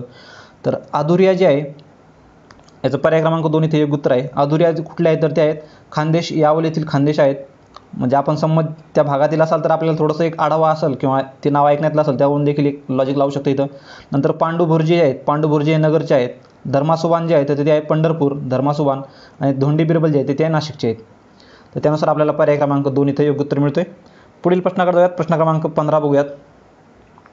18 नोव्हेंबर 1899 रोजी दिनशा वाच्छा यांनी दादाभाई नौरोजींना पत्र लिहून काँग्रेसच्या अपयशांची मीमांसा केली. दिनशा वाच्छा बघा, हे 1901 रोजी हे काँग्रेसचे अध्यक्ष होते. तर दिनशा वाच्छा यांनी काय केलं होतं, दादाभाई नौरोजींना पत्र लिहून या काँग्रेसबद्दल काही तिथे त्यांनी एक मीमांसा केली होती, एक लेखाजोखा दिला होता दादाभाई नौरोजींना. तर त्यांनी काय काय लिहिलं होतं त्याच्यामध्ये ते बघूयात पत्रामध्ये. आता ही गोष्ट देखील तुम्हाला माहीत असणं गरजेचं नाही आहे, पण याच्यामध्ये काही कॉमन सेन्स लागतो अशा गोष्टीमध्ये. तर तो कॉमन सेन्स तुमचा इथं चेक केला जातो आयोगाकडून. तर काँग्रेसचे कार्य सतत न चालणे असू शकतो. काँग्रेसचे कार्य सतत चालणार नाही, कारण नुकतीच आयोगाची स्थापना झालेली होती, म्हणजे राष्ट्रीय सभेची स्थापना झाली होती काँग्रेसची. आणि त्याच्यामुळे काँग्रेसला एवढं सिरियसली घेतलं नाही त्यावेळी लोकांनी देखील. नेत्यांनी फावल्या वेळातील उद्योग म्हणून राजकारणाकडे पाहणे, म्हणजे फावल्या वेळात मी एक टाईमपास म्हणून लोक या काँग्रेसकडे बघत होते. आम्ही केवळ भुंकतोच, चावा घेत नाही, फक्त आमचा बोलण्यावरच, किंवा आम्ही फक्त मिटिंगा घेतो, ॲक्च्युली कृती आम्ही करतच नाही आहेत, अशी देखील दिनशा वाच्छांनी दादाभाई नौरोजींकडे त्यांची मीमांसा केलेली होती. आणि क्रांतीचा मार्गच अनुसरला पाहिजे. तर मार्गच म्हणतं आहे, मार्गच अनुसरला पाहिजे, याच्यावर लगेच आपल्याला ऑब्जेक्शन आलं पाहिजे. मार्गच हा शब्द लगेच आपल्याला नजरेस पडला पाहिजे. विधान डी शक्यच नाही आहे, कारण त्यावेळी मवाळ नेत्यांचं हे वर्चस्व याच्यावरती होतं. आणि दिनशा वाच्छा देखील त्यापैकीच एक होते. काँग्रेसवर वर्चस्व होतं आणि रिव्हॉल्युशनरी असणं शक्यच नाही आहे. आणि ओनली वे हे थोडंसं एक्स्ट्रीम स्टेटमेंट वाटतं आहे, त्याच्यामुळे आपण हे डिलिमिनेट करूयात. क्रांतीचा मार्गच अनुसरला पाहिजे. जरी त्यांना लिहायचं असेल क्रांतीचा मार्ग अनुसरला पाहिजे, तर त्यांनी असं लिहायला पाहिजे होतं, क्रांतीचा मार्ग अनुसरला पाहिजे, किंवा क्रांतीच्या मार्गाचा विचार करावा. मार्गच अनुसरला पाहिजे म्हणजे खूपच एक्स्ट्रीम झालं आहे. त्याच्यामुळे डी विधान चुकीचं ठरतं आहे. डी इलिमिनेट करूयात. या पर्यायामध्ये डी आहे, म्हणजे 2 गेला. यामध्ये डी आहे, हा पण गेला. तर बाकी AC आणि ABC. आता वरचे जण 3 विधानं वाचली, याच्यामध्ये आपल्याला काही वेगळं वाटत नाही किंवा ऑड वाटत नाही असं काही. तर वरची 3ही विधानं बरोबर आहे, त्याच्यामुळे पर्याय क्रमांक 3 हे इथं योग्य उत्तर मिळतं आहे. शक्यतो काय करायचं, असे म्हणजे पॉझिटिव्ह स्टेटमेंट आहेत बघा, काँग्रेसचे कार्य सतत न चालणे, किंवा नेत्यांनी फावल्या वेळातील उद्योग म्हणून राजकारणाकडे पाहणे, याच्यामध्ये कुठं काय असं वेगळं लिहिलेलं नाही. असं वाटतं की आपण एखाद्या पुस्तकातल्या ओळी वाचतोय, त्याच्यामुळे याच्यावर ऑब्जेक्शन न घेता आपण ते उत्तर बरोबर गृहीत धरायचे आणि मग ते त्यानुसारच आपण उत्तर आपलं टिक करायचं. तर 15व्या प्रश्नाचं पर्याय क्रमांक 3 इथे योग्य उत्तर आहे. पुढील प्रश्नाकडे जाऊयात. 16वा प्रश्न बघूयात. आता इथं इतिहासाचे प्रश्न संपलेले आहेत. भूगोलाचे प्रश्न इथून 15 प्रश्न असणार आहेत, म्हणजे 30व्या प्रश्नापर्यंत भूगोलाचे प्रश्न आहेत. म्हणजे आपला मिडिवल हिस्ट्रीचा म्हणता येईल त्याला, मध्ययुगीन इतिहासाबद्दल. आता बघूयात जोड्या जुळवा. प्रश्न क्रमांक 1 सांगतोय. आता इथं जोड्या जुळवायला सांगितलेले आहेत, त्यांनी काही व्यक्ती दिलेल्या आहेत किंवा काही राजे दिलेले आहेत आणि त्यांच्या संबंधित काम त्यांनी विचारलेलं आहे. तर इथं जर बघायचं गेलं तर आपल्याला इतिहासाचे प्रश्न जे बऱ्यापैकी जे आहेत, तर मी आत्ता त्यांचं मटेरियल कलेक्ट करताना सुद्धा मला देखील बऱ्याच जे सोर्स सापडलेले नाहीत, आयोगाने नेमकं कुठून विचारलेले आहेत प्रश्न ते. तर इतिहासाला तुम्ही तेवढंसं एकदम खूप जास्त वेळ देत बसू नका. जे तुमचं एक बेसिक बुक असतील तिथे तुम्ही रीड करा. तुम्ही कठारे किंवा गाठाळ जे काय वाचत असाल, तुम्ही स्पेक्ट्रम वाचत असाल, महाराष्ट्राचा 11वीचा इतिहास असेल तो वाचत असाल, तर त्याला एक बेसिक रिव्हिजन ती देत चला. फक्त नवीन प्रश्न एखाद्या दुसऱ्या पुस्तकातून सापडला तर त्याच्या मागे लगेच पळू नका. तुमचं जे बेसिक स्टडी मटेरियल आहे इतिहासासाठी तेवढ्यावर फोकस करा आणि त्याचीच वारंवार रिव्हिजन करा. तर संबंधित प्रश्नाचं जर बघितलं आपण, पर्याय क्रमांक 2 इथे योग्य उत्तर आहे आणि ज्यांनी पेपर दिला आहे त्यांना या पेपरची काठिण्य पातळी समजूनच आलेली असेल आणि तुम्हाला हे प्रश्न बघून समजून येईल इथं. तर याच्या संबंधित आपण काही प्रश्न जर बघितले, सवाई जयसिंगराव बघितला आपण, तर या शास्त्राचं थोडंसं याला आवड होती आणि त्याच्यासाठी त्यांनी काम देखील केलं होतं. त्यांनी अनेक वेधशाळा देखील उभारलेल्या होत्या. तर त्यानुसार तुम्ही आता खगोलशास्त्रज्ञ कुठे आहे बघितलं तर 3 मध्ये सांगितलेलं, म्हणजे बीचं 3 तुम्हाला लावणं गरजेचं होतं. त्यानुसार तुम्हाला बीचं 3 2 मध्ये मिळणार होतं. ते सी मध्ये देखील होतं, पण बाकीचे पर्याय देखील तुम्ही पेशव्यांचा ह्याचं लावून बघितलं तर तुम्हाला पर्याय क्रमांक 2 एकदा योग्य मिळतोय. तर पुढील प्रश्नाकडे जाऊयात. प्रश्न क्रमांक 2 बघूयात. आता या प्रश्नाचं काय होतं, योग्य उत्तर आहे 2. पुढील प्रश्नाकडे जाऊयात. प्रश्न क्रमांक 2, खालीलपैकी कोणते सुलतान सय्यद घराण्यातील होते? आता हे दिल्ली सल्तनत संबंधीचा प्रश्न आहे. याच्यावर दरवर्षी प्रश्न विचारला जातो. आपण मागचे जेवढे काही प्रश्न बघितले आहेत, प्रश्नपत्रिका बघितल्यात, तर जवळपास सर्वच परीक्षांमध्ये ह्या दिल्ली सल्तनतवर 1 किंवा 2 प्रश्न हे हमखास विचारले जातात. त्यांचे त्या 4 ते 5 डायनेस्टी जे आहेत, त्यांचे घराणे जे आहेत, तर त्या 5 घराण्यावरच वारंवार एक म्हणजे चक्रीय पद्धतीने ते प्रश्न विचारले जातात. आता बघा, सय्यद घराण्यासंबंधित प्रश्न विचारलेला आहे. हा सय्यद घराण्यातील कोणते सुलतान हे सय्यद घराण्यातील होते?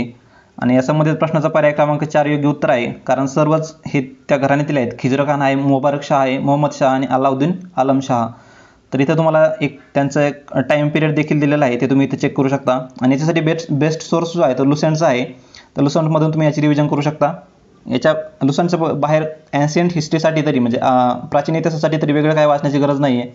खूप छोटंसं आहे, 40 ते 50 पानांमध्ये तुमचं ते प्राचीन इतिहास हा कवर केलेला आहे तिथं. तर बाकीच्या घराणे देखील तुम्ही बघून घेणं गरजेचं आहे इथं, कारण आता सय्यद वंशावर विचारलेला आहे. तर बाकीचे वंश, आता मग हा स्लेव्ह डायनास्टी आहे त्याच्यावर गुलाम वंशावर विचारला जाऊ शकतो. खिलजीवर खूप सारा फोकस असतो. अलाउद्दीन खिलजीचं काम आहे त्याच्यामध्ये. याच्यामध्ये मोहम्मद तुगलक एक महत्त्वाचा एक सुलतान होऊन गेलेला, त्याच्यावर प्रश्न विचारले जातात. आणि लोधी डायनास्टी हे याच्यावर देखील प्रश्न विचारला जातो. याच्यावर अजून कसे प्रश्न विचारले जाऊ शकतात, यांचा क्रम देखील विचारला जाऊ शकतो. कोणत्या क्रमाने आले, म्हणजे अगोदर कोण आलं, म्हणजे क्रोनॉलॉजिकली ऑर्डर तुम्हाला करायला लावू शकतात ते. तर ह्या प्रकारे तुम्ही अभ्यास करणं गरजेचं आहे. तर या संबंधित प्रश्नाचं पर्याय क्रमांक 4 इथं योग्य उत्तर आहे. A, B, C आणि D, म्हणजे सर्वचे सर्व सुलतान हे सय्यद घराण्यातील आहेत. त्याच्यामुळे पर्याय क्रमांक 4 आपल्याला इथं योग्य मिळतोय. पुढील प्रश्नाकडे जाऊयात. प्रश्न क्रमांक 3 बघूयात. आता सगळेच प्रश्न आपल्याला अभ्यास करून सोडवायचे नाहीत. काहीमध्ये आपल्याला कॉमन सेन्स आहे, आपलं हे आहे इलिमिनेशन मेथड आहे. तर अशा ऑड वन आउट आहे किंवा एक बेसिक नॉलेज असेल आपल्याला, तर त्याच्यावर ते अप्लाय करूनच आपल्याला काही प्रश्न इथं सोडवणं गरजेचं आहे. कारण तुम्ही प्रश्न जर बघितले तर असे प्रश्न असं कुठलंही बुक नाही आहे की त्याच्यामध्ये हे सर्व प्रश्न कव्हर होतील, इतिहासाचे किंवा भूगोलाचे म्हटलं तरी बी. तर आपला कॉमन सेन्स वापरून इथं गरजेचं आहे. आता इथं बघितलं आपण कोल्हापूर आहे. आता कोल्हापूर आपल्याला माहिती आहे, आपल्या महाराष्ट्रातलं कोल्हापूर आहे. तर याचा बेसिक सेन्स जरी लावला तुम्ही, तर उत्तर प्रदेशचा आणि कोल्हापूरचा काय संबंध येणार आहे का? ओरिसाचा आणि कोल्हापूरचा काय संबंध येणार आहे का? म्हणजे बी साठी काय आपल्याला 3 नको आहे आणि 4 पण नको आहे. तर बी साठी 3 आणि 4 बघा कुठे आहेत. तर बी साठी बघा इथं 3 दिलं आहे, चुकीचं आहे. बी साठी बघा दुसरीकडे कुठं नाही दिलेलं. तर एक पर्याय तर आपला एलिमिनेट झाला, म्हणजे तुम्ही उत्तराच्या अजून जवळ गेला. आता भोपाळ जर बघितलं आपण, भोपाळ मध्य प्रदेशमध्ये, त्याचा मुंबईसोबत काही संबंध येईल का? मग डीचं काय 2 नको आहे आपल्याला, डीमध्ये 2 नको आहे. तर डीमध्ये 2 नको आहे, हा एक एलिमिनेट झाला. म्हणजे असं करत करत तुम्ही तुमच्या शेवट नक्कीच पर्यायापर्यंत जाऊ शकता. संबंधित प्रश्नाचं जर बघितलं आपण, पर्याय क्रमांक 1 इथे योग्य उत्तर आहे. पर्याय क्रमांक 1 म्हणजेच काय, तर मयूरभंज जे आहे ते मयूरभंज ओरिसात विलीन झालेलं आहे. नंतर कोल्हापूर जे आहे तर ते मुंबई प्रांतात विलीन झालेलं आहे. आपण असं डायरेक्टली बीचं 2 जरी लावलं तरी आपल्याला बऱ्यापैकी पर्याय 2 एलिमिनेट होतात आपल्या इथं. तर त्याच्यावरून आपल्याला संबंधित प्रश्नाचं पर्याय क्रमांक 1 इथं योग्य उत्तर आहे. मित्रांनो, ॲनालिसिसचा हे नाही आहे की तुम्हाला ॲन्सर की ऑलरेडी दिलेली आहे, तुम्ही त्यानुसार तुम्ही जे आन्सरही चेक करू शकता. पण तुमचा एक येणाऱ्या परीक्षेमध्ये अप्रोच कसा असला पाहिजे अभ्यास करण्याचा, किंवा एक माहीत नसताना देखील आपण तो प्रश्न कसा अटेम्प्ट करायचा आहे, तर त्याच्यावर थोडंसं काम करणं गरजेचं आहे. तर त्यासाठीच आपण हे ॲनालिसिस घेत आहोत. अन्यथा तुम्हाला आयोगानं आन्सर की ऑलरेडी फायनल की दिलेली आहे आणि तुम्ही वाचून समजू शकतात, एवढे सक्षम तरी आता मला तर वाटतं तुम्ही आहात. तर फक्त अभ्यासाची स्ट्रॅटेजी समजण्यासाठी किंवा एक प्रश्नाचं स्वरूप समजण्यासाठी आपण हे ॲनालिसिस घेत आहोत. याच्याकडे थोडंसं लक्ष असू द्या. तर संबंधित प्रश्नाचं पर्याय क्रमांक 1 इथे योग्य उत्तर आहे. पुढील प्रश्नाकडे जाऊयात. प्रश्न क्रमांक 4 बघूयात. चुकीची जोडी शोधा. तर आता हे थोडेसे वर्डकडे लक्ष ठेवत चला, कारण आयोग हा बरेचदा निगेटिव्ह स्टेटमेंट विचारतं. असं विचारत नाही की बरोबर कोणते आहे किंवा अचूक कोणते आहे. असं थोडंसं फिरून आपल्याला तिथं ते आपल्याला चुकवण्याचा प्रयत्न करतात. तर आता संबंधित प्रश्न जर बघितला आपण, हे दास्ता बकरोका टापू, सियाराम दल बिहार, परशुराम दल ओरिसा आणि Hindustan Socialist Republican army Uttar Pradesh. आपल्याला फक्त हा चौथा पर्याय जर सोडला तर बाकीचे सगळे अननोन आहेत. आपल्याला याच्याबद्दल आपण कधी वाचलेलं नाही आणि कधी ऐकलेलं नाही. तर चुकीची जोडी शोधा विचारलेले त्यांनी. तर याच्यात चुकीचा पर्याय जो आहे तर पर्याय क्रमांक 3 जो आहे तो परशुराम दल हा चुकीचा आहे. परशुराम दल हा ओरिसामधला नसून हा बिहारमधला आहे. बिहारमधल्या भागलपूर जिल्ह्यातला आहे बघा, भागलपूर जिल्हा. आता हे तुम्ही ज्या वाचलेलं मटेरियलमधून हे कव्हरही झालेलं नसेल, मग तुम्ही लगेच ज्याच्यामध्ये सापडतं त्याच्यामागे पळू नका. तुमच्या आहे त्या सोर्सवर तुम्ही स्टेक राहा, त्याची वारंवार रिव्हिजन करा. तुमच्या बेसिक नॉलेजून जे काही प्रश्न तुम्हाला सॉल्व्ह होतील त्याच्यावर तुमची आरामात प्रिलिम्स निघू शकते. तर ह्याचा संबंधित प्रश्नाचा पर्याय क्रमांक 3 इथं योग्य उत्तर आहे. परशुराम दलचा ओरिसा चुकीचा आहे.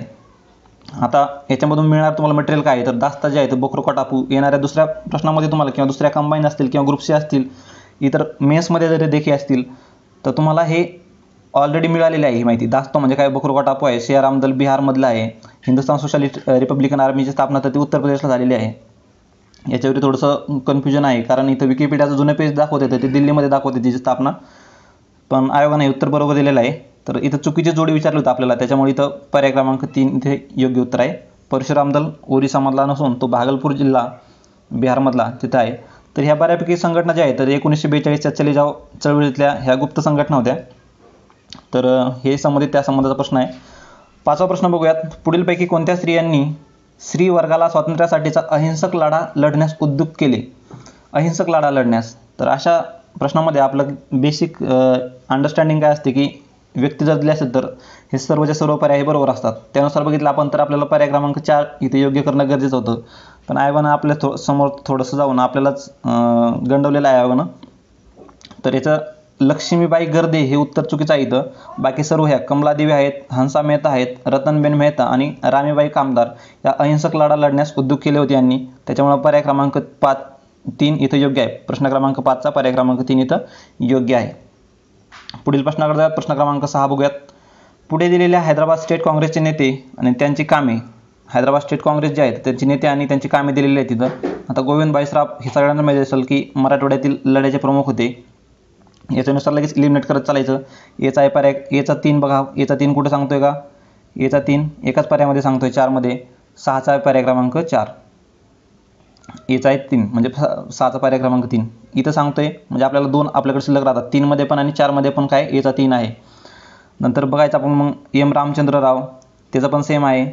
आंध्र दोन्हीकडे 4 आहे. एम रामचंद्र राव म्हणजे आंध्रचे आहेत. आणि डॉक्टर मेळघाटू, तर संबंधित प्रश्नाचा पर्याय क्रमांक 4 इथं योग्य उत्तर आहे. मेळघाटू जे आहेत, मेळकोटे जे आहेत तर ते त्यांचं आहे हैदराबाद सिकंदराबाद क्षेत्र. आणि दिगंबरराव बिंदू जे आहेत हे ॲक्शन कमिटीचे प्रमुख होते. हे तुम्हाला 11वीच्या स्टेट बोर्डचा इतिहास जो आहे जुना इतिहास त्याच्यामध्ये मिळून जाईल, ते वाचू शकता तुम्ही. पुढील प्रश्नाकडे जाऊयात. तर संबंधित प्रश्नाचं पर्याय क्रमांक 4 इथे योग्य उत्तर आहे. पुढील प्रश्नाकडे जाऊयात. प्रश्न क्रमांक 7 बघूयात.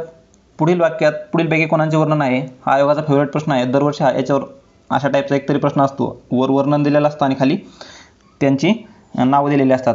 अगोदर याच्यावर खूप बेसिक प्रश्न विचारायचे ते की डॉक्टर बाबासाहेब आंबेडकर असतील किंवा महात्मा फुले असतील, हे फेमस पर्सनॅलिटीबद्दल विचारलं जायचं. पण सध्या थोडंसं म्हणजे छोट्या पर्सनॅलिटी आहेत, छोट्या म्हणण्यापेक्षा सर्वांचंच योगदान हे खूप मोठं आहे, पण ज्या एक आपल्या वाचनामध्ये येत नाहीत, तर अशा पर्सनॅलिटीबद्दल थोडंसं त्यांनी विचारण्याचा आता त्यांचा ट्रेंड दिसून येतोय. तर एक वर्णन बघूयात आपण. ते सातारा जिल्ह्यातील कालेगावचे होते. त्यांचे शिक्षण 4थीपर्यंत झालेले होते. महाराष्ट्रातील जनतेवर त्यांचा जलशाचा खूप परिणाम होता आणि ते बहुजन समाजाला त्यांच्या दयनीय अवस्थेची, त्यांच्यातील शिक्षणाच्या अभावाची जाणीव करून देत. तर असं जर बघितलं आपण, भाऊराव पाटील जर बघितलं, कोल्हापूरचे, कुंभोजगाव त्यांचं जन्म तिथलं. तर केशवराव विचारे जे आहेत, तर केशवराव विचारे यांचं मॅट्रिकपर्यंत शिक्षण झालं होतं, पण इथं 4थीपर्यंत शिक्षण दिलेलं आहे. केशवराव विचारे देखील चुकीचा आहे पर्याय. तर याचा संबंधित प्रश्नाचा पर्याय क्रमांक इथं 2 इथं योग्य ठरतोय.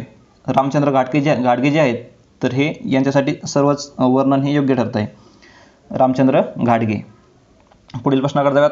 हे कृष्णराव भालेकर सुद्धा देखील नाही आहेत आणि हे सर्व जे आहेत हे सर्व सत्यशोधक समाजाशी संबंधित कार्य करणारेच एक कार्यकर्ते म्हणता येईल आपल्याला त्यांना. तरी सर्व सत्यशोधक समाजाशी रिलेटेड आहेत. तर संबंधित प्रश्नाचा पर्याय क्रमांक 2 इथं योग्य आहे. तर जे खूप असे रेअर वाचण्यात येतात तर त्या पर्सनॅलिटीबद्दल थोडंसं आयोगानं आता फोकस करण्याचा प्रयत्न केलेला आहे, तर त्याच्याकडे आपलं थोडंसं विशेष लक्ष असणं गरजेचं आहे. तर पुढील प्रश्नाकडे जाऊयात. प्रश्न क्रमांक 8 बघूयात. आता हा ॲन्शियंटमधला हे UPSCचे प्रश्न असे विचारले जातात ॲन्शियंट हिस्ट्रीमध्ये, एक प्राचीन इतिहासामध्ये एक शब्द दिलेले असतात आणि त्यांचे अर्थ विचारले जातात, किंवा काही पर्सनॅलिटी असतात त्यांनी विशेष काय काम केलेलं आहे. तर या संबंधित प्रश्नाचं पर्याय क्रमांक 3 इथे योग्य उत्तर आहे. म्हणजे जसे दिलेले आहेत तसेच त्यांचा पर्याय इथे योग्य आहे. परीक्षेचं काय तर अर्थवेदातील प्रशस्ती काव्याचा नायक आहे तो. जन्मेजय म्हणजे काय तर पृथ्वी प्रदक्षिणेचे श्रेय दिले जाते त्यांना. प्रवहन जयवाली यांना प्रसिद्ध तत्त्वज्ञ आहेत ते. आणि जनक म्हणजे याज्ञवल्क्याचे संरक्षक आहेत. त्यानुसार आपल्याला 8चा पर्याय क्रमांक 3 इथे योग्य मिळतोय. पुढील प्रश्नाकडे जाऊयात. प्रश्न क्रमांक 9 बघूयात. 23 मे 1945 रोजी उंबरगाव तालुक्यातील झरी येथील आदिवासींच्या परिषदेत भाषण करून वेठबिगारी संपवा असे कोणी सांगितले? हा प्रश्न वाचल्याबरोबर आपल्यासमोर 2 नावे डोळ्यासमोर येतात. एक शामराव परुळेकर आणि गोदावरी परुळेकर. तर हे 2 नाव आपण एलिमिनेट करू शकतो इझिली, कारण तिथल्या उंबरगाव तालुक्यातील जर बघितलं आपण तर ह्या दोघांचं दिसून येते. तर शामराव परुळेकर आणि गोदावरी परुळेकर याच्यामध्ये देखील खूप कन्फ्युजन होतं की या दोघांपैकी कोण असणार आहे, कारण दोघांनी कार्य केलेलं आहे. पण भाषण करून वेठबिगारी संपवा असं कोणी सांगितलं होतं? तर ते शामराव परुळेकर यांनी सांगितलं होतं, ना की गोदावरी परुळेकर. तर त्याच्यामुळे 9चा आपल्या प्रश्न क्रमांक 9चा पर्याय क्रमांक 3 इथे योग्य मिळतोय, शामराव परुळेकर. पुढील प्रश्नाकडे जाऊयात. प्रश्न क्रमांक 10. तर मित्रांनो, हे शेजारी दिलेलं आहे. तर हे प्रश्नपत्रिकेवर छापून नाही आलेलं, हे तुमच्या अंडरस्टँडिंगसाठी मी तुम्हाला इथे ॲड केलेले आहेत इमेजेस काही, तर तुम्हाला अजून थोडंसं त्याचा आढावा यावा. हे शामराव परुळेकर आहे, ते दिसतात आपल्याला इमेजमध्ये. ते हे आदिवासींना तिथं एक प्रकारे मार्गदर्शन करताना दिसत आहेत. पुढील प्रश्नाकडे जाऊयात. प्रश्न क्रमांक 10 बघूयात. 1889 मध्ये मुंबई येथील नाव्यांची सभा बोलवून त्यांना स्त्रियांच्या केशवपणापासून कोणी परावृत्त केले? तर 1889 मध्ये मुंबई येथे नाव्यांची सभा बोलवून त्यांना स्त्रियांच्या केशवपणापासून कोणी मुक्त केले, परावृत्त केले. तर केशवपण एक प्रकारे करू नका स्त्रियांचं, ज्या विधवा स्त्री असतील त्यांचं. तर ते होते आपले सर्वांचे लाडके महात्मा ज्योतिबा फुले. पर्याय क्रमांक 3. 10चा आहे पर्याय क्रमांक 3, महात्मा ज्योतिबा फुले. पुढील प्रश्नाकडे जाऊयात. प्रश्न क्रमांक 11 बघूयात. पुढील राज्य काय होती? हा थोडासा किचकट प्रश्न आहे. प्रत्येक प्रश्न आपल्याला अटेम्प्ट करायचा नाही आहे. अशा प्रश्न हे स्किप करण्यासाठी प्रश्न आहेत. पण आता 1/4 निगेटिव्ह झाल्यामुळं आपण आपलं जे क्वेश्चन नंबर ऑफ अटेम्प्ट आहे जो क्वेश्चनचा तो वाढवला पाहिजे नक्कीच. म्हणजे जो आपण 1/3 असताना जो अटेम्प्ट करत होतो, जो काय तुमचा अटेम्प्ट असेल 85, 80, 90, तर तो अटेम्प्ट तुम्ही थोडासा वाढवणं गरजेचं आहे. सर्वच अटेम्प्ट करू नका असं मी म्हणत नाही, सर्व अटेम्प्ट करणं चुकीचंच आहे. पण थोडेसे जास्त अटेम्प्ट अजून रिस्क तुम्ही घेऊ शकता, कारण 1/4 निगेटिव्ह आहे, त्याच्यामुळे तुम्हाला पेनल्टी थोडी कमी बसणार आहे. हे तुम्ही टेस्ट सिरीजमध्ये पण आता देखील टाईम आहे तुमच्याकडं, तुम्ही अप्लाय करून बघू शकता. तर पुढील राज्य काय आहेत? काही राज्यांची नावं दिली आहेत. माळवा, अर्जुनमन, योधे, मद्रक, अबीर, प्रदर्जुन, संकानिक, काक आणि खरपारी. तर हे काय तर समुद्रगुप्ताला शरण गेलेली टोळींची राज्य आहे ती. पर्याय क्रमांक 2. हे अलाहाबाद इन्स्क्रिप्शन जो आहे तर तिथे ह्या राज्यांचा देखील उल्लेख आहे. हा अलाहाबाद इन्स्क्रिप्शन आहे बघा. इन्स्क्रिप्शन म्हणजे काय एक प्रकार तिथं कोरून ठेवलेला असतं त्या ह्याच्यावरती, दगडावरती, किंवा जो काय ज्याच्यापासून काय तो बनलेला असेल तो हे पिलर. तर संबंधित प्रश्नाचा पर्याय क्रमांक 2 इथे योग्य उत्तर आहे, समुद्रगुप्ताला शरण गेलेली टोळींची राज्ये. तर ह्या गुप्त घराण्यावर देखील एक वारंवार प्रश्न विचारला जातो. एन्शियंट हिस्ट्रीमध्ये जर बघितलं तुम्ही, प्राचीन इतिहासामध्ये एक गुप्त घराणे आहेत, नंतर मौर्य आहेत, त्यांच्या अगोदरचे मौर्य असतील, नंतर गुप्त असतील, नंतर एक सातवाहन एक असतील, सातवाहनावर एक वारंवार प्रश्न असतोच. पण विशेष भर हा त्यांचा गुप्त डायनेस्टीवर जास्त भर असतो त्यांचा, कारण ते बऱ्यापैकी राजे होऊन गेलेत. अगोदर प्रश्न विचारलेले आहेत आपल्याला, इंडियन नेपोलियन कोण होता, किंवा असे वारंवार प्रश्न विचारलेले आपल्याला दिसून येतात. तर संबंधित प्रश्नाचा पर्याय क्रमांक 2 इथे योग्य उत्तर आहे, 11चा आहे पर्याय क्रमांक 2. पुढील प्रश्नाकडे जाऊयात. प्रश्न क्रमांक, आता बघा हे प्रश्न तुम्हाला कुठं सापडतील? तर तुम्ही स्टेट बोर्ड जर बघितलं असेल कधी, तर या स्टेट बोर्ड 11वीचं स्टेट बोर्ड बघा, आपलं NCERTचं बुक आहे बघा. हे UPSCचा अभ्यास करणाऱ्या पोरांना बऱ्यापैकी माहीत असेल. तर हे बुक वाचणं तुम्ही गरजेचं आहे का लगेच? मग खूप मोठं बुक आहे आणि एक किंवा 2 प्रश्नांसाठी वाचणं हे अतिशय चुकीचं आहे. तर तुम्ही जे काही एन्शियंटमध्ये तुमचं आपलं लुसंटमध्ये जे काही कव्हर होईल त्याच्या बेसिसवर तुम्हाला जेवढे प्रश्न अटेम्प्ट होतील तेवढेच अटेम्प्ट करा. आपल्याला 200पैकी 200 पाडायचेच नाही आहेत, आणि ते खूप म्हणजे अशक्यच आहे जवळपास. ते आपल्याला 100+ स्कोअर जरी आला तर तुमची आरामात प्रिलिम्स ही क्लिअर होते. आणि राज्यसेवेची प्रिलिम्स ही GSवर नसून हे CSAT तुमचा कसा जातो आहे, किंवा CSATवर तुम्ही कसं काम करताय, तर त्यावर तुमची प्रिलिम्स निघणार आहे का नाही हे ठरणार आहे. फक्त GSमध्ये तुमचं 100+चं टार्गेट ठेवणं गरजेचं आहे. तुम्ही 100च्या खाली आल्यावर थोडंसं CSATमध्ये मग अवघड जातं करण्यासाठी. तर 100+ असाल, CSATला एक चांगला स्कोअर केला तुम्ही, तर आरामात तुमची प्रिलिम्स निघू शकते. त्याच्यामुळे GSचा जास्त तुम्ही लोड घेऊ नका, CSATवर काम करा. तर संबंधित प्रश्नाचा पर्याय क्रमांक 2 इथे योग्य उत्तर आहे. पुढील प्रश्न बघूयात. प्रश्न क्रमांक 12, जोड्या जुळवा. आता इथं काही पर्सनॅलिटी लिहिलेल्या आहेत आणि त्यांचे काम दिलेले आहेत. इथे तुमचा तुम्ही कॉमन सेन्स वापरू शकता, कारण नेव्हिगेशन टीम किंवा एक ही आहे काय म्हणते त्याला, गिरणी मालकांना कोण एक हे करू शकतं, मागणी करू शकतं की धोत्रे पुरवावेत. याच्यानुसार जर तुम्ही एक लॉजिक लावलं तर या संबंधित प्रश्नाचा आपल्याला पर्याय क्रमांक 2 इथे योग्य मिळतोय. तर त्यानुसार बघितलं आपण मुकुंददास जे आहेत तर त्यांनी देशभक्तीपर गीते लिहिलेली आहेत. आपण जेवढे काही लेखक बघितले आहेत त्यांचे नावं असेच असतात, दास, असे काहीतरी एकदम संतांसारखे नाव असतात. तर देशभक्तीपर गीते त्यांनी लिहिलेली आहेत.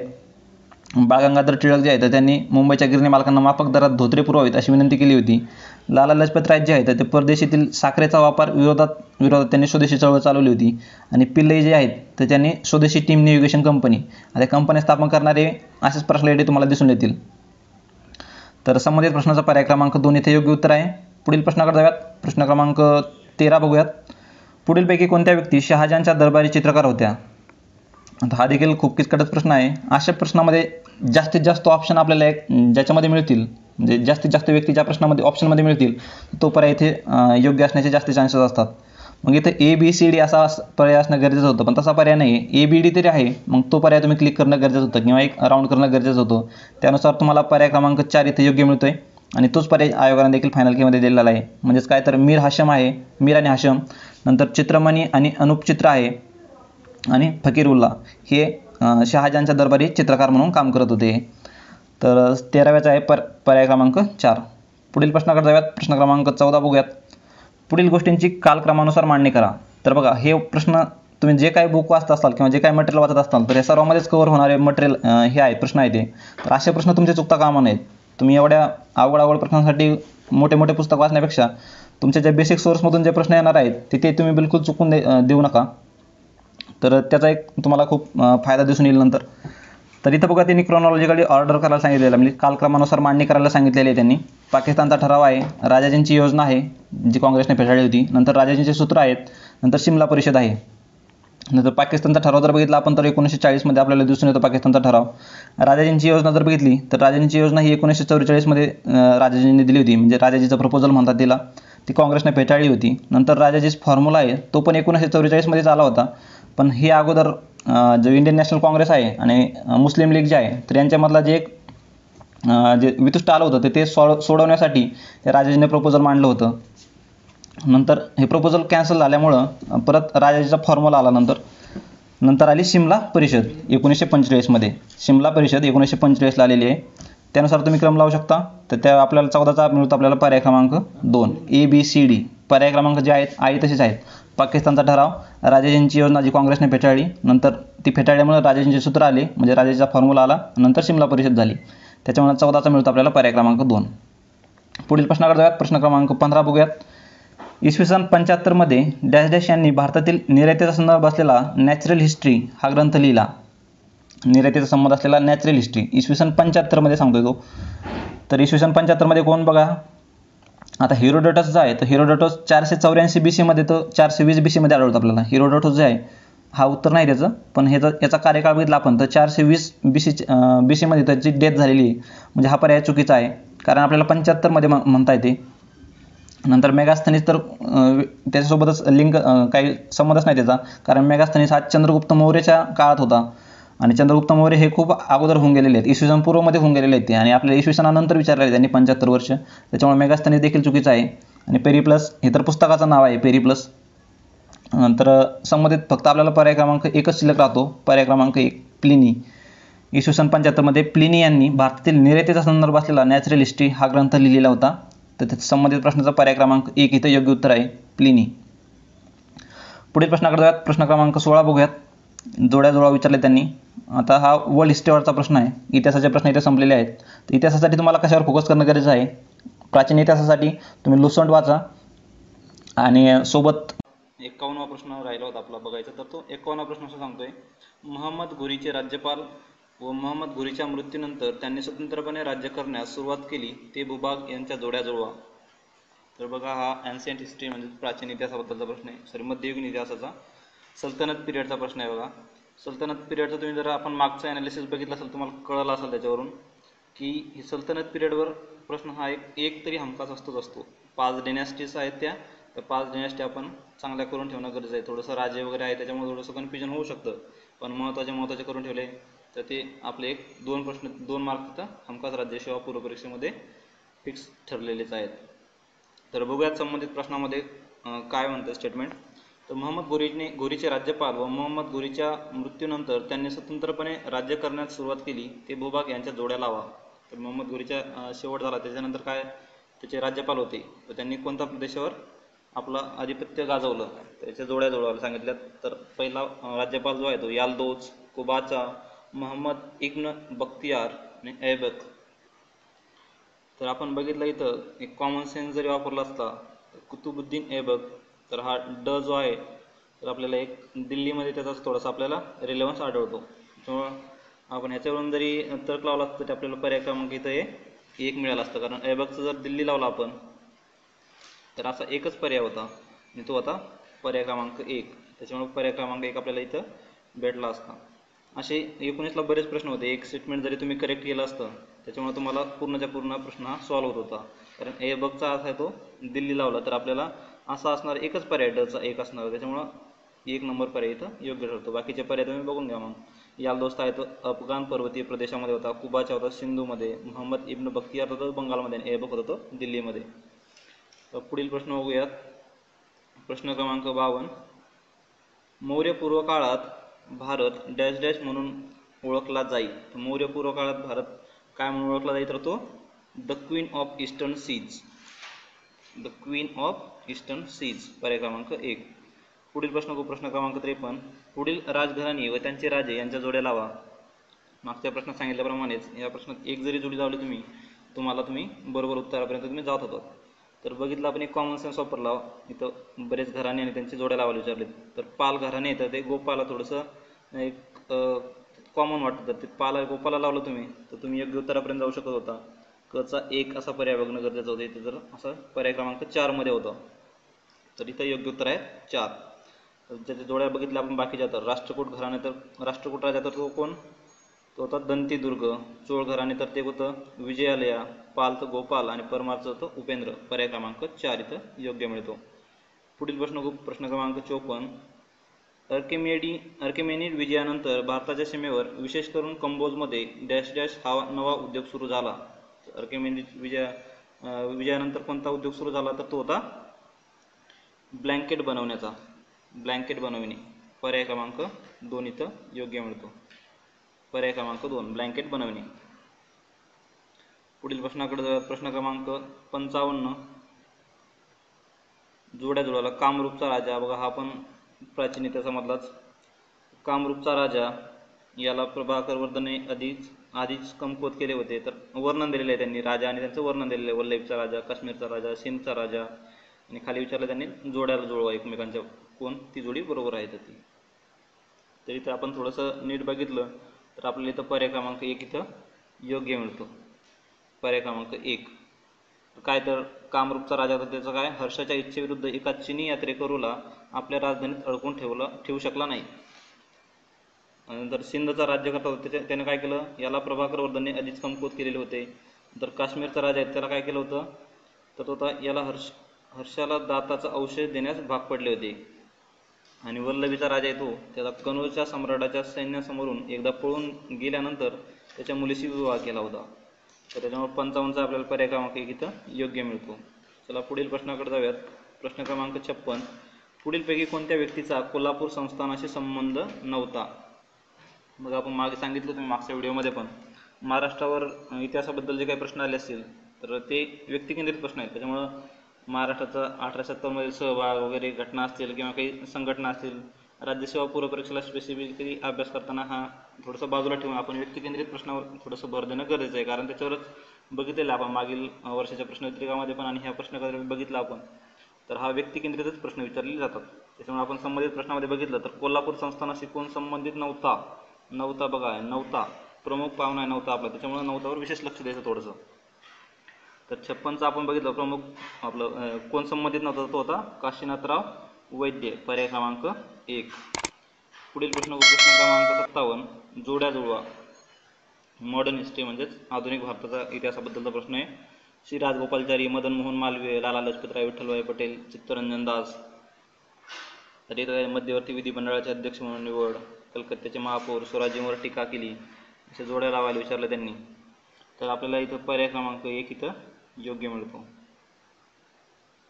म्हणजेच काय, तर श्री राजगोपालचारी जे होते त्यांनी विधायक कार्यात जसे हरिजनांचा उद्धार करण्यात स्वतःला गुंतवून ठेवले, विधायक कार्यात हरिजनांचा उद्धार करून ठेवण्यात गुंतवून घेतले. तर मदन मोहन मालवीय आणि लाला लजपतराय यांनी काय केलं, तर स्वराज्यांवर टीका केली. विठ्ठलभाई पटेल यांनी काय केलं, तर मध्यवर्ती विधिमंडळाचे अध्यक्ष म्हणून निवड झाली. बघितलं आपण पहिले स्पीकर विठ्ठलभाई पटेल, तर ते विधिमंडळाचे अध्यक्ष म्हणून 1925ला त्यांची निवड झालेली होती तिथं. नंतर चित्तरंजन दास आहेत, तर त्यांनी काय केलं होतं, कलकत्त्याचे महापौर म्हणून त्यांची निवड झालेली होती. त्याच्यामुळे पर्याय क्रमांक आपल्याला इथं किती मिळतो, 1 हा योग्य मिळतो. तर पुढील प्रश्नाकडे जाऊयात. प्रश्न क्रमांक 58. पुढील वाक्यात कोणाचे वर्णन केलेले आहे. आयोगाचा हा आवडता प्रश्न आहे. असं व्यक्तीचं वर्णन आणि त्याच्यावर व्यक्ती ओळखायला विचारतात. तर कोणाचे वर्णन केलेले आहे, ते पुण्यातील एक लेखक होते. अस्पृश्यांच्या वस्तीमध्ये जाऊन ते त्यांना शिकवत होते. पुण्यातील एक लेखक होते, शिकवत होते अस्पृश्यांना. 1945 सालच्या आंबेडकर जयंतीच्या निमित्ताने कल्याण येथे योजलेल्या कार्यक्रमाचे ते अध्यक्ष होते आणि ते पुण्यातील हिंदुत्ववादी होते. तर असं कोण होतं असं विचारलं त्यांनी. तर श्री म उर्फ बापूसाहेब माटे जे आहेत, हे त्या व्यक्तीचं वर्णनवरती केलेलं आहे. जेव्हा पर्याय क्रमांक 3 इथं आपल्याला योग्य मिळतो. पुढील प्रश्न क्रमांक 59. योग्य जोड्या जुळवा. काही व्यक्ती आणि त्यांची काही इथं कार्य दिलेली आहे त्यांनी आपल्याला. पंडित रामकुमार विद्यारत्न, कृष्णकुमार मित्र, पंडित शिवनाथ शास्त्री, द्वारकानाथ गांगुली. तर इथं बघितलं आपण तर इथं पंडित रामकुमार विद्यारत्न जे आहेत त्यांचं काय तर ते कुली काहिनी लिहिले. कुली काहिनी जे आहे ते यांनी लिहिलेलं आहे, रामकुमार विद्यारत्न. कृष्णकुमार मित्र जे आहेत त्यांनी बंगाली वृत्तपत्र संजीवनीचे संपादक होते, ते संजीवनीचे संपादक कृष्णकुमार मित्र. तर पंडित शिवनाथ शास्त्री हे ब्राह्मो मिशनरी होते आणि द्वारकानाथ गांगुली तर सगळ्यांनाच माहिती आहे बंगाली वृत्तपत्रासाठी इंग्रजी लेख लिहित होते. त्याच्यामुळे पर्याय क्रमांक इथं 1 योग्य मिळतो. पुढील प्रश्नाकडे जाऊयात. प्रश्न क्रमांक 60. खालील विधानांचा विचार करावा, उत्तराचा योग्य पर्याय निवडा. तर प्रश्न काय सांगतोय, मोगलकालीन स्थापत्यकला भारतीय शैलीची आहे. असे विधानात्मक जर प्रश्न आले तर थोडेसे सर्व विधान एक काळजीपूर्वक वाचले, एक जरी विधान आपल्याला त्यातून चुकीचं निवडता आलं किंवा बरोबर निवडता आलं तर आपला प्रश्न 90% पर्यंत हा सॉल्व्ह झाल्यात जमा असतो. तर याच्यात बघितलं आपण, मोगलकालीन स्थापत्यकला भारतीय शैलीची आहे. मोगलकालीन स्थापत्यकलेवर पर्शियन व हिंदू या दोन्ही कलांचा प्रभाव आहे. मोगलकालीन स्थापत्यशैलीवर विदेशी प्रभाव आहे आणि मोगलकालीन स्थापत्यकलेवर कोणाचाच प्रभाव नाही. थोडंसं लॉजिक जरी लावलं पण कोणाचाच प्रभाव नाही, थोडंसं हे इनकरेक्ट दिसतं आपल्याला इथं. तर याच्यावरून जरी बघितलं आपल्याला तर आपल्याला लगेच अ, ब, क हे विधाने बरोबर असून ड हे विधान चुकीचे आहे. म्हणजे पर्याय क्रमांक 3 आपल्याला इथं योग्य मिळतो. म्हणजेच काय, तर स्थापत्यकला ही भारतीय शैलीची आहे. मोगलकालीन स्थापत्यकलेवर पर्शियनचा आणि हिंदूंचा या दोन्ही कलांचा प्रभाव होता. मोगलकालीन स्थापत्य शैलीवर विदेशी प्रभाव आहे, हे पण इथं बरोबर आहे. त्याच्यामुळे पर्याय क्रमांक आपलं ड जे आहे तर विधान चूक आहे. त्याच्यामुळे ड चुकीचे असणार असं विधान फक्त पर्याय क्रमांक 3 मध्ये दिलेलं आहे. त्यामुळे पर्याय क्रमांक 3 इथं योग्य मिळतो. पुढील प्रश्नाकडे जाऊयात. प्रश्न क्रमांक 61. पुढील घटनांची त्यांच्या कालक्रमानुसार मांडणी करा. तर बघा, हा एक क्रोनॉलॉजिकली ऑर्डर आपल्याला अरेंज करायचं त्यांना. ढाक्यात मुस्लिम लीगची स्थापना, खुदिराम बोस यांचा देहांत करण्यात आला, लॉर्ड हार्डिंग्जवर बॉम्ब फेकला आणि सर प्रफुल्लचंद्र चटर्जी यांच्या अध्यक्षतेखाली लाहोर येथे हिंदू परिषद भरवण्यात आली. थोडंसं स्किप करणं चांगलं होतं कारण इथं खूप जवळच्या घटना विचारल्या आहेत. 1906, 7 आणि 8 पर्यंत, 7 ते 8 या 2 वर्षातल्या त्या जवळपास घटना घडलेल्या आहेत. तर याचं योग्य उत्तर बघितलं आपण, घटनांची यांची आपण कालक्रमानुसार मांडणी केली तर आपल्याला याचं योग्य उत्तर मिळतं 3 अ, ब, ड, क. पर्याय क्रमांक 3. म्हणजेच काय, तर ढाक्यात मुस्लिम लीगची स्थापना झाली 1906ला. नंतर काय झालं, खुदिराम बोस यांचा देहांत करण्यात आला आणि नंतर जे सर प्रफुल्लचंद्र चटर्जी यांच्या अध्यक्षतेखाली लाहोर येथे हिंदू परिषद भरवण्यात आली आणि नंतर लॉर्ड हार्डिंग्ज यांनी बॉम्ब हल्ला केला. त्याच्यामुळे पर्याय क्रमांक 3 आपल्या इथं योग्य मिळतो. पुढील प्रश्नाकडे जाऊयात. प्रश्न क्रमांक 62. खालीलपैकी कोणत्या विद्वान स्त्रिया ऋग्वेद काळाशी संबंधित आहेत. ऋग्वेद काळाशी संबंधित कोण आहेत, तर विश्ववारा, अपाला, लोपामुद्रा, घोषा. याच्यापैकी कोणत्या, तर त्या ऋग्वेद काळाशी संबंधित आहेत. यावरील सर्व महिला ज्या आहेत त्या ऋग्वेद काळाशी संबंधित आहेत. कोण विश्ववारा, अपाला, घोषा आणि लोपामुद्रा सर्व ह्या ऋग्वेद काळाशी संबंधित आहेत. पुढील प्रश्न क्रमांक 63. पुढील कोणत्या प्रकारचे भारताचे भांडवल व संपत्ती ब्रिटनला नेली जात असे? कोणत्या प्रकाराने? ड्रेन ऑफ वेल्थ जे म्हणत होते तर ती कोणत्या प्रकारे जात होती? तर भारतात काम करीत असलेल्या ब्रिटिश नागरिक आणि लष्करी अधिकाऱ्यांचे पगार व निवृत्ती वेतन. बरोबर आहे. पण भारतातील ब्रिटिश भांडवलदारांचा नफा, नंतर ब्रिटनमध्ये हिंदी सरकारचा खर्च, हिंदी सरकारने घेतलेल्या कर्जावरील व्याज. तर याच्यापैकी कोणत्याद्वारे ब्रिटिश भारतातील भांडवल व संपत्ती ब्रिटनला नेली जात असे? तर आपल्याला याच्यातून दिसून येईल ही सर्व ह्याच्याद्वारे मार्गाद्वारे भारताची संपत्ती ब्रिटनला जात होती. त्याच्यामुळे पर्याय क्रमांक 3 आपल्याला अ, ब, क आणि ड ही विधाने योग्य आहेत. पर्याय क्रमांक 3. पुढील प्रश्न क्रमांक 64. पुढीलपैकी विजोड व्यक्ती ओळखा. विजोड व्यक्ती ओळखा विचारले त्यांनी. बघा हे सगळे महाराष्ट्रातीलच व्यक्ती आहेत.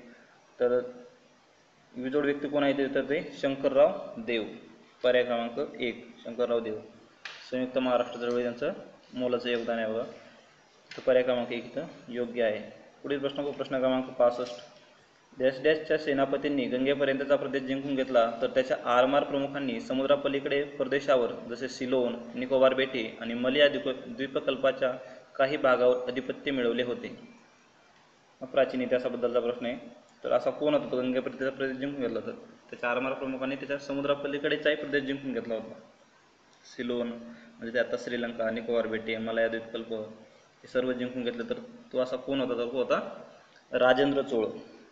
पर्याय क्रमांक 1 राजेंद्र चोळ. चोळ घराण्याचा राजेंद्र चोळ. तर अशा पद्धतीने मित्रांनो आपण इतिहासाचे सर्व PYQ इथं कव्हर केलेले आहेत. तर व्हिडिओ कसा वाटला नक्कीच कमेंट बॉक्समध्ये कमेंट करा. तर थांबूयात मित्रांनो इथं आणि नवीन सिरीजची नक्की वाट बघा. लगेच आपण ते अपलोड करणार आहोत. तर थांबूयात मित्रांनो. Thank you so much.